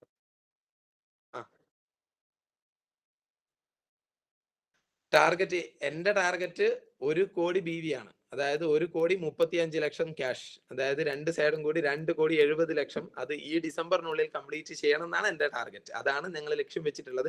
ഞാൻ മാത്രമല്ല, ടീമിലുള്ള എല്ലാവരും ഈ ഡിസംബർ 29-ന് നമ്മുടെ ടീമിന്റെ റോയൽ ഡേ എന്ന് പറഞ്ഞ ഒരു പരിപാടി, 3000 പേരുടെ പരിപാടിയുണ്ട്. അതിനുള്ളിൽ അച്ചീവർ ആവുക. എന്നിട്ടോ അതുവരെ വരുന്ന ടീമിനെ അതിനുശേഷം അച്ചീവേഴ്സ് ആക്കുക, അല്ലെ? പുതിയ വരുന്ന ആൾക്കാർക്ക് അടിക്കണ്ടേ? അവർക്ക് അതിനുശേഷമുള്ള 2 മാസത്തെ ഉപയോഗപ്പെടുത്തുക എന്നുള്ളതാണ് നമ്മുടെ തീരുമാനം. അതേപോലെ ശക്തമായ തീരുമാനമെടുത്ത് ലക്ഷ്യം വെച്ചുകൊണ്ട് അത് ചെയ്താൽ ഇങ്ങനെയാണ് നിങ്ങൾ കാൽക്കുലേറ്റ് ചെയ്യേണ്ടത്. അതായത് ഈ ടാർഗറ്റ് അടിച്ചു കഴിഞ്ഞാൽ നിങ്ങളുടെ അക്കൗണ്ടിൽ എത്ര പൈസ വരും, ആ പൈസ വന്നു കഴിഞ്ഞാൽ നിങ്ങൾ എന്ത് ലക്ഷ്യമാണ് നേടാൻ പോകുന്നത്, ആ ലക്ഷ്യം എഴുതി വെക്കുക. ആ ലക്ഷ്യം എല്ലാവരോടും പറയാം. ഉദാഹരണത്തിന് 50,000 അക്കൗണ്ടിൽ വരും. അങ്ങനെയാണെങ്കിൽ നിങ്ങൾ ചെലവൊക്കെ കഴിച്ച് ഒരു 30,000 രൂപയുടെ ഫോൺ എടുക്കാനാണ് നിങ്ങൾ തീരുമാനിക്കുന്നത്. ഓക്കെ, പറഞ്ഞു എല്ലാവരോടും. ഞാനിത് ഇന്ന ഫോൺ എടുക്കാൻ പോകുന്ന കേട്ടാ, ഡിസംബർ 30-ാം തീയതി ഞാൻ ഇന്ന ഫോൺ എടുക്കാൻ പോകുന്ന എന്നെല്ലാവരോടും പറ. അപ്പോൾ ലോക്കായില്ലേ? ആ ഫോൺ എടുക്കണമെങ്കിൽ സ്വാഭാവികമായിട്ടും നമുക്ക് ആ പൈസ കിട്ടണം. ആ പൈസ കിട്ടണമെങ്കിൽ നമ്മൾ പണി എടുക്കണം. ആ പൈസ കിട്ടുന്ന അത്രയും ടേൺ ഓവർ കയറി നമ്മൾ കോൺടസ്റ്റ് ഫ്രീ. ഇങ്ങനെ ടാർഗറ്റ് വെക്കൂ. കിട്ടുന്ന ഇൻകത്തിനൊരു എന്തെങ്കിലും ഒരു സംഭവം വെച്ചുകൊണ്ട് പ്രവർത്തിക്കുക. എന്നിട്ട് അച്ചീവേഴ്സ് ആകാൻ വേണ്ടി ശ്രമിക്കുക. നമ്മൾ വിജയിക്കുക എന്നല്ലാതെ ഒരു ഓപ്ഷനും ഇല്ല. ഒരൊറ്റ കാര്യം കൂടി പറഞ്ഞുകൊണ്ട് ഞാൻ അവസാനിപ്പിക്കുകയാണ്. വിജയിക്കുന്നവർക്കും പരാജയപ്പെട്ടവർക്കും കാരണങ്ങൾ സെയിം ആയിരിക്കും. ഇവിടെ ഞാൻ എൻ്റെ ടീമിലും മറ്റെല്ലാവരുടെയും കാണുന്ന ഒരു കാര്യമാണ്. സാർ, ലേഡീസ് ഒക്കെ പറയുന്നതാണ്, എനിക്ക് കുഞ്ഞു കുട്ടിയുണ്ട് സാർ, ചെറിയ കുട്ടിയുള്ളതുകൊണ്ടാണ് ഞാൻ വിജയിക്കാത്തത് എന്ന് പറയുന്ന ആൾക്കാരുണ്ട്. പക്ഷേ പലരും വിജയിച്ച ആൾക്കാർ ചോദിച്ചു കഴിഞ്ഞാൽ അവരെന്താ പറയാ, ചെറിയ കുട്ടി ഉണ്ടായിരുന്നു, അത് വളരുമ്പോൾ അതിനെ എങ്ങനെ നോക്കണമെന്നുള്ള ആഗ്രഹം കൊണ്ടാണ് ഞാൻ ചെയ്തത് ബിസിനസ്. ചില ആൾക്കാർ പറയുന്നത്, സാർ എനിക്ക് ഭയങ്കര സാമ്പത്തിക പ്രശ്നമാണ്, അതുകൊണ്ടാണ് ഞാൻ വിജയിക്കാത്തത്. വിജയിച്ച ആൾക്കാർ എന്താ പറയാ, എനിക്ക് വലിയ സാമ്പത്തിക പ്രശ്നമായിരുന്നു, അത് തീർക്കാനാണ് ഞാൻ വിജയിച്ചത്. സെയിം റീസൺ ആണ്. ചില ആൾക്കാർ പറയുന്നത്, സാർ എനിക്ക് വണ്ടിയില്ല, അതുകൊണ്ട് പോകാനും വരാനും പറ്റൂല, അതുകൊണ്ടാണ് ഞാൻ സക്സസ് ആവാത്തത്. പക്ഷേ വിജയിച്ച ആൾക്കാർ എന്താ പറയാ, വിജയിക്കേണ്ട മൈൻഡ് സെറ്റ് ഉള്ള ആൾ എന്താ പറയാ, സാർ എനിക്ക് പോകാൻ ഒരു വണ്ടി പോലും ഇല്ല സാർ, അതിന് വേണ്ടിയിട്ടാണ് ഞാൻ ഈ ബിസിനസ് ചെയ്യുന്നത്, ഞാൻ എങ്ങനെയെങ്കിലും പോയിട്ട് ഈ ബിസിനസ്സിലൂടെ വിജയിക്കും. ചില ആൾക്കാർ പറയുന്നത്, സാർ എനിക്ക് വലിയ വിദ്യാഭ്യാസം ഇല്ല സാർ, അതുകൊണ്ടാണ് എനിക്ക് വിജയിക്കാൻ പറ്റാത്തത്. പക്ഷേ ചില ആൾക്കാർ പറയും, സാർ എനിക്ക് വിദ്യാഭ്യാസമില്ല, മറ്റു പല ജോലികളൊന്നും കിട്ടൂല, ഇവിടെ വിദ്യാഭ്യാസം വേണ്ട, അതുകൊണ്ട് ഞാൻ ഇവിടെ വിജയിക്കും. അതായത് വിജയിച്ചവനും പരാജയപ്പെട്ടവനും ഒരേ കാരണം, ഒരേ കാരണം, പക്ഷേ തീരുമാനം എടുത്ത രീതി മാറി. ഒരാൾ അത് പരാജയപ്പെടാനുള്ള കാരണമാക്കും, മറ്റൊരാൾ അത് വിജയിക്കാനുള്ള കാരണമാക്കും. എല്ലാവർക്കും കാരണങ്ങളുണ്ട്. ഞാൻ പോയിട്ട് മുതിർന്ന വലിയ ആൾക്കാരോട് സംസാരിക്കാൻ പറയുന്നത്, നിങ്ങളെ പോലത്തെ പിള്ളേർക്ക് പറ്റും, നമ്മളെ പോലത്തെ ആൾക്ക് പറ്റൂല. അത് ശരിക്കും പറഞ്ഞു കഴിഞ്ഞാൽ നമ്മളെ പോലത്തെ പിള്ളേരുള്ള സമയത്ത് നിങ്ങൾ നോക്കണം, 12,000 രൂപ അറേഞ്ച് ചെയ്യാൻ എന്നെ സംബന്ധിച്ചിടത്തോളം വലിയ ബുദ്ധിമുട്ടാണ് തുടക്കത്തിൽ. പഠിക്കുന്നില്ല, ഈ ബിസിനസ്സാണ് ചെയ്യുന്നതെന്ന് പറഞ്ഞിട്ടുള്ള തീരുമാനം ഞാൻ എടുത്തു. നിങ്ങൾക്ക് ചിന്തിക്കാൻ പറ്റുമോ, നിങ്ങളുടെ വീട്ടിലുള്ള ഒരാൾ 10ാം ക്ലാസ് ഫുൾ A+, +2 ഇത്രയും മാർക്ക്, ഡിഗ്രിയിൽ ഇന്ത്യയിലെ നമ്പർ 1 യൂണിവേഴ്സിറ്റിയിൽ നിന്ന് കഴിഞ്ഞ് വന്നിട്ട് പഠിപ്പ് നിർത്തിയിട്ട് സോപ്പും പേസ്റ്റും വെക്കാൻ പോയാൽ നിങ്ങളെ സമ്മതിക്കുമോ? അതേപോലെ എത്ര റിജക്ഷൻ ഞാൻ കേട്ടിട്ടുണ്ടാവും. വീട്ടിൽ നിന്ന്, നാട്ടിൽ നിന്ന്, കുടുംബക്കാർ, അയൽവാസികൾ, എൻ്റെ കൂടെ പഠിച്ച് ഒരൊറ്റ കുട്ടി എന്നെ സപ്പോർട്ട് ചെയ്തിട്ടില്ല ഈ ബിസിനസ് ചെയ്യാൻ വേണ്ടി. എല്ലാവരും no no no no no no, നീ ഇത് ചെയ്യരുത്, നീ ചെയ്യരുത്, നീ പഠിക്കണം, നീ പഠിച്ച് ജോലി വാങ്ങണം. പക്ഷെ അവിടെ നിന്ന് ഞാനെടുത്തൊരു തീരുമാനമുണ്ട്, അത്രയും വർഷം ഞാൻ പഠിക്കുന്നത് വരുമാനത്തിന് വേണ്ടിയിട്ടാണ്, അത് ഇവിടുന്ന് കിട്ടുമെങ്കിൽ ഞാൻ ഇത് ചെയ്യുമെന്ന് തീരുമാനിച്ചുറപ്പിച്ച് ബാക്കി എല്ലാത്തിനും ആ നോനമൊത്ര യെസ് ആക്കാൻ വേണ്ടിയിട്ട് ഞാനിട്ടൊരു എഫേർട്ട് ഉണ്ട്. ഓരോരുത്തർക്കും അവരവരുടേതായ ബുദ്ധിമുട്ടുകൾ ഉണ്ടാവും. എന്നോട് എൻ്റെ ഫാമിലിയിലുള്ള ഒരാളുടെ ബിസിനസ് പറഞ്ഞപ്പോൾ ആളെന്നോട് തുടക്കത്തിൽ, ഞാൻ ബിസിനസ് തുടങ്ങിയപ്പോൾ പറഞ്ഞിട്ടുണ്ട്, ഇതോളും മക്കളുള്ള ആൾക്ക് പറഞ്ഞ പണിയല്ല, ഇന്നെ പോലത്തെ പിള്ളേർക്ക് പറഞ്ഞ പണിയാണ്. പക്ഷെ കൊറോണ വന്നപ്പോൾ അയാളുടെ പണി പോയി, 2-3 വർഷത്തോളം പണിയില്ല. പക്ഷെ ഇന്ന് ആള് മാസം വാങ്ങിക്കുന്നതിന്റെ എത്ര മടങ്ങ് വരുമാനം ഞാൻ ആഴ്ചയിൽ വാങ്ങിക്കുന്നുണ്ട്. ഓക്കെ, ഓളും മക്കളും ഉള്ള ആൾക്കുള്ള പണിയാണ് ഈ പണി. ഓളും മക്കളും ഇല്ലാത്ത ആൾക്കുള്ളതല്ല, ഉള്ള ആൾക്കുള്ള പണിയാണിത്. പക്ഷെ അന്നത് പറഞ്ഞു കൊടുക്കാനുള്ള കോൺഫിഡൻസോ വരുമാനോ ടീമൊന്നും എനിക്കില്ലായിരുന്നു. ബിസിനസ് തുടങ്ങിയപ്പോഴാണ്. അപ്പോൾ എല്ലാവർക്കും കാരണങ്ങളുണ്ടാവും. ചിന്തിക്കുക, ഞാൻ എന്നെ പരാജയപ്പെടുത്താൻ വേണ്ടി കാരണങ്ങൾ കണ്ടെത്തുകയാണോ എന്നുള്ളത്. പിന്നെ വേറൊരു കാര്യം കൂടിയുണ്ട്, പരാജയപ്പെട്ട് കഴിഞ്ഞിട്ട് കാരണം പറഞ്ഞിട്ട് എന്ത് കാര്യം? അതാണ് ഞാൻ എപ്പോഴും ചിന്തിക്കുന്നത്. ഞാൻ എൻ്റെ ടീമിനോട് പറയാറുണ്ട്, ഈ മാസം പെർഫോമൻസ് ബോണസ് അടിക്കാൻ പറ്റിയില്ല, എന്നിട്ട് പറയുന്നതാണ്, അത് എൻ്റെ അയൽവാസിന്റെ കല്യാണം ഉണ്ടായിരുന്നു, അതുകൊണ്ടാണ് അടിക്കാൻ പറ്റാഞ്ഞത്. ഓക്കെ, കാരണമുണ്ട്, സമ്മതിച്ചു. പക്ഷെ പീബിന്റെ 5,000 ഉറുപ്പിക കിട്ടിയോ? അത് കിട്ടിയില്ലല്ലോ, പോയില്ലേ? നമ്മൾ കാരണം പറഞ്ഞതുകൊണ്ട് നമുക്ക് എന്തെങ്കിലും ലാഭമുണ്ടോ? ഇല്ല. എനിക്ക് 2-10 അടിക്കാൻ പറ്റാഞ്ഞത് എനിക്ക് ഇന്ന് പ്രശ്നങ്ങൾ ഉള്ളതുകൊണ്ടാണ്. കാരണം പറഞ്ഞതുകൊണ്ട് നമുക്ക് ബെനിഫിറ്റ് കിട്ടിയോ? ആ കാരണങ്ങളെ വിജയിക്കാനുള്ള കാരണങ്ങളാക്കി മാറ്റുക. അങ്ങനെ വിജയിക്കുക, ലക്ഷ്യം വെക്കുക, പ്രവർത്തിക്കുക. വലിയ നേട്ടങ്ങൾ നിങ്ങൾക്ക് ഓരോരുത്തർക്കും ഉണ്ടാവണം. എനിക്ക് ഇനിയും കുറെ ലക്ഷ്യങ്ങളുണ്ട്, വലിയ ടാർഗറ്റുകളുണ്ട്. ഇപ്പോൾ ഇന്റർനാഷണൽ ട്രിപ്പ് പോയി വന്നപ്പോൾ ഉള്ള ടാർഗറ്റാണ്, ഒരു കൊല്ലം 4 രാജ്യങ്ങളും മിനിമം കണ്ടിരിക്കണം. അടുത്ത കൊല്ലം ഇപ്പൊ 4 രാജ്യം കാണണം. ഭയങ്കര ചെലവാണ്, ഓരോ രാജ്യത്ത് പോകണ്ട, നിങ്ങൾ ചിന്തിച്ചു നോക്കിയാ. അപ്പോൾ ഇതൊക്കെ ഉണ്ട്. ഒന്നിപ്പോ എന്തായാലും കമ്പനി കൊണ്ടുപോകും. ഇനിയിപ്പം കുറച്ച് വേറെ പോകാനുണ്ട്. പിന്നെ ഇപ്പൊ ഇതിന്റെ കല്യാണം കഴിഞ്ഞ് കഴിഞ്ഞാൽ ഒന്ന് കാശ്മീരൊക്കെ ഒന്ന് പോയിട്ട് വരണമെന്നുണ്ട്. അപ്പൊ ഇങ്ങനെ കുറേ ടാർഗറ്റുകൾ നമ്മുടെ മുന്നിൽ വരുമ്പോൾ നമുക്ക് ഓടാനുള്ള ഒരു തിര കിട്ടും. അടുത്തൊരു വണ്ടി എടുക്കണമെന്നുണ്ട്. ഒരു 35 ലക്ഷം വരുന്ന ഒരു ഇലക്ട്രിക് കാറാണ് അടുത്തതായിട്ട് പ്ലാൻ ചെയ്യുന്നത്. അപ്പോൾ ഇങ്ങനെ കുറെ ലക്ഷ്യങ്ങൾ വരുമ്പോൾ സ്വാഭാവികമായിട്ടും നമ്മൾ കൂടുതൽ പ്രവർത്തിക്കും. അങ്ങനെ നിങ്ങൾ ഓരോരുത്തരും പ്രവർത്തിക്കുക, ലക്ഷ്യങ്ങൾ വെച്ചുകൊണ്ട് പ്രവർത്തിക്കുക, എന്നിട്ട് അത് നേടിയെടുക്കുക, അതിനുവേണ്ടി ആത്മാർത്ഥമായിട്ട് ഇറങ്ങുക. ഒരൊറ്റ അവസാനമായിട്ടൊരു വാക്ക് കൂടി പറയാണ്. അതായത് ഒന്നുകിൽ നമ്മുടെ ആഗ്രഹത്തിന് വേണ്ടിയിട്ട് പ്രവർത്തിക്കുക, അല്ലെങ്കിൽ പ്രവർത്തിക്കുന്നതിനനുസരിച്ചിട്ട് ആഗ്രഹിക്കുക. നമ്മുടെ നമ്മുടെ ടീമിന്റെ പ്രശ്നം എന്താണെന്ന് വെച്ച് കഴിഞ്ഞാൽ, കുറച്ച് പ്രവർത്തിക്കും, കുറെ ആഗ്രഹിക്കും, നടക്കൂല. ഒന്നുകിൽ ആഗ്രഹത്തിനനുസരിച്ച് പ്രവർത്തിക്കുക, നമ്മുടെ ആഗ്രഹം എത്രയാണോ അതിനനുസരിച്ച് പട്ടിപ്പണി എടുക്കണമെങ്കിൽ പട്ടിപ്പണി എടുക്കുക. ഇനി അല്ലാന്നുണ്ടെങ്കിൽ കുറച്ച് പണിയെടുക്കാൻ പറ്റുമെങ്കിൽ കുറച്ച് ആഗ്രഹിക്കുക, കുറെ ഒന്നും ആഗ്രഹിക്കരുത്. അപ്പോൾ സമാധാനം ഉണ്ടാവും. ഇത് കുറച്ച് പണിയെടുത്തിട്ട് കുറെ ആഗ്രഹിക്കുമ്പോൾ സമാധാനം ഉണ്ടാവില്ല. അതുകൊണ്ട് എനിക്ക് നിങ്ങളോടൊക്കെ പറയാനുള്ളത്, പ്രവർത്തനം വെച്ചിട്ട് ബേസ് ചെയ്യരുത്. ആഗ്രഹം വെച്ചിട്ട് അതിന് വേണ്ടിയിട്ട് എത്ര എഫേർട്ട് ഇടാൻ പറ്റുമോ എഫേർട്ട് ഇടുക. അങ്ങനെ ആഗ്രഹങ്ങളും സ്വപ്നങ്ങളും വെച്ച് എഴുതി തയ്യാറാക്കി ആഗ്രഹങ്ങൾ വെക്കണം, ലക്ഷ്യങ്ങൾ വെക്കണം. എന്നിട്ട് അത് ഓരോന്ന് ടിക്കിടുമ്പോൾ കിട്ടുന്ന ഒരു സുഖമുണ്ട്. അത് നിങ്ങൾക്ക് ഓരോരുത്തർക്ക് ഉണ്ടാക്കാൻ പറ്റട്ടെ എന്ന് ആശംസിക്കുന്നു. ഓരോരുത്തർക്കും അടുത്തടുത്ത റാങ്കിലേക്ക് എത്രയും പെട്ടെന്ന് എത്താൻ പറ്റട്ടെ, കോൺടെസ്റ്റ് അടിക്കാൻ പറ്റട്ടെ. നമുക്ക് തായ്ലൻഡിലൊക്കെ വെച്ചിട്ട് ഒരുമിച്ച് കാണണം. ഇൻഷാ അല്ലാഹ് ദൈവം ആയുസ്സും ആരോഗ്യം തന്നിട്ടുണ്ടെങ്കിൽ ഞാൻ തായ്ലൻഡിലുണ്ടാവും. അതേപോലെ കുറേ ആഗ്രഹങ്ങളും സ്വപ്നങ്ങളുണ്ട്. അത് ദൈവം ആയുസ്സും ആരോഗ്യം തന്നിട്ടുണ്ടെങ്കിൽ ഈ ബിസിനസ്സിലെ മൈ ലൈഫ് സ്റ്റൈൽ എന്നല്ല, ലോക ഡയറക്ട് സെല്ലിംഗിൽ തന്നെ അറിയപ്പെടുന്ന ഒരു ഇതിഹാസങ്ങളിൽ ഒരാളായിട്ട് മാറണം എന്നാണ് എൻ്റെ ആഗ്രഹം. നിങ്ങൾക്ക് ഓരോരുത്തർക്കും അങ്ങനെ ആവാൻ പറ്റട്ടെ എന്ന് ആശംസിക്കുന്നു. ഞാൻ നിങ്ങളുടെ കൂടെ ഏറ്റവും ഉയരങ്ങളിൽ ഉണ്ടാവും എന്ന് പറഞ്ഞുകൊണ്ട് എല്ലാവർക്കും വിജയാശംസകൾ നേർന്നുകൊണ്ട് ഞാൻ അവസാനിപ്പിക്കുകയാണ്. Vishu all the very best.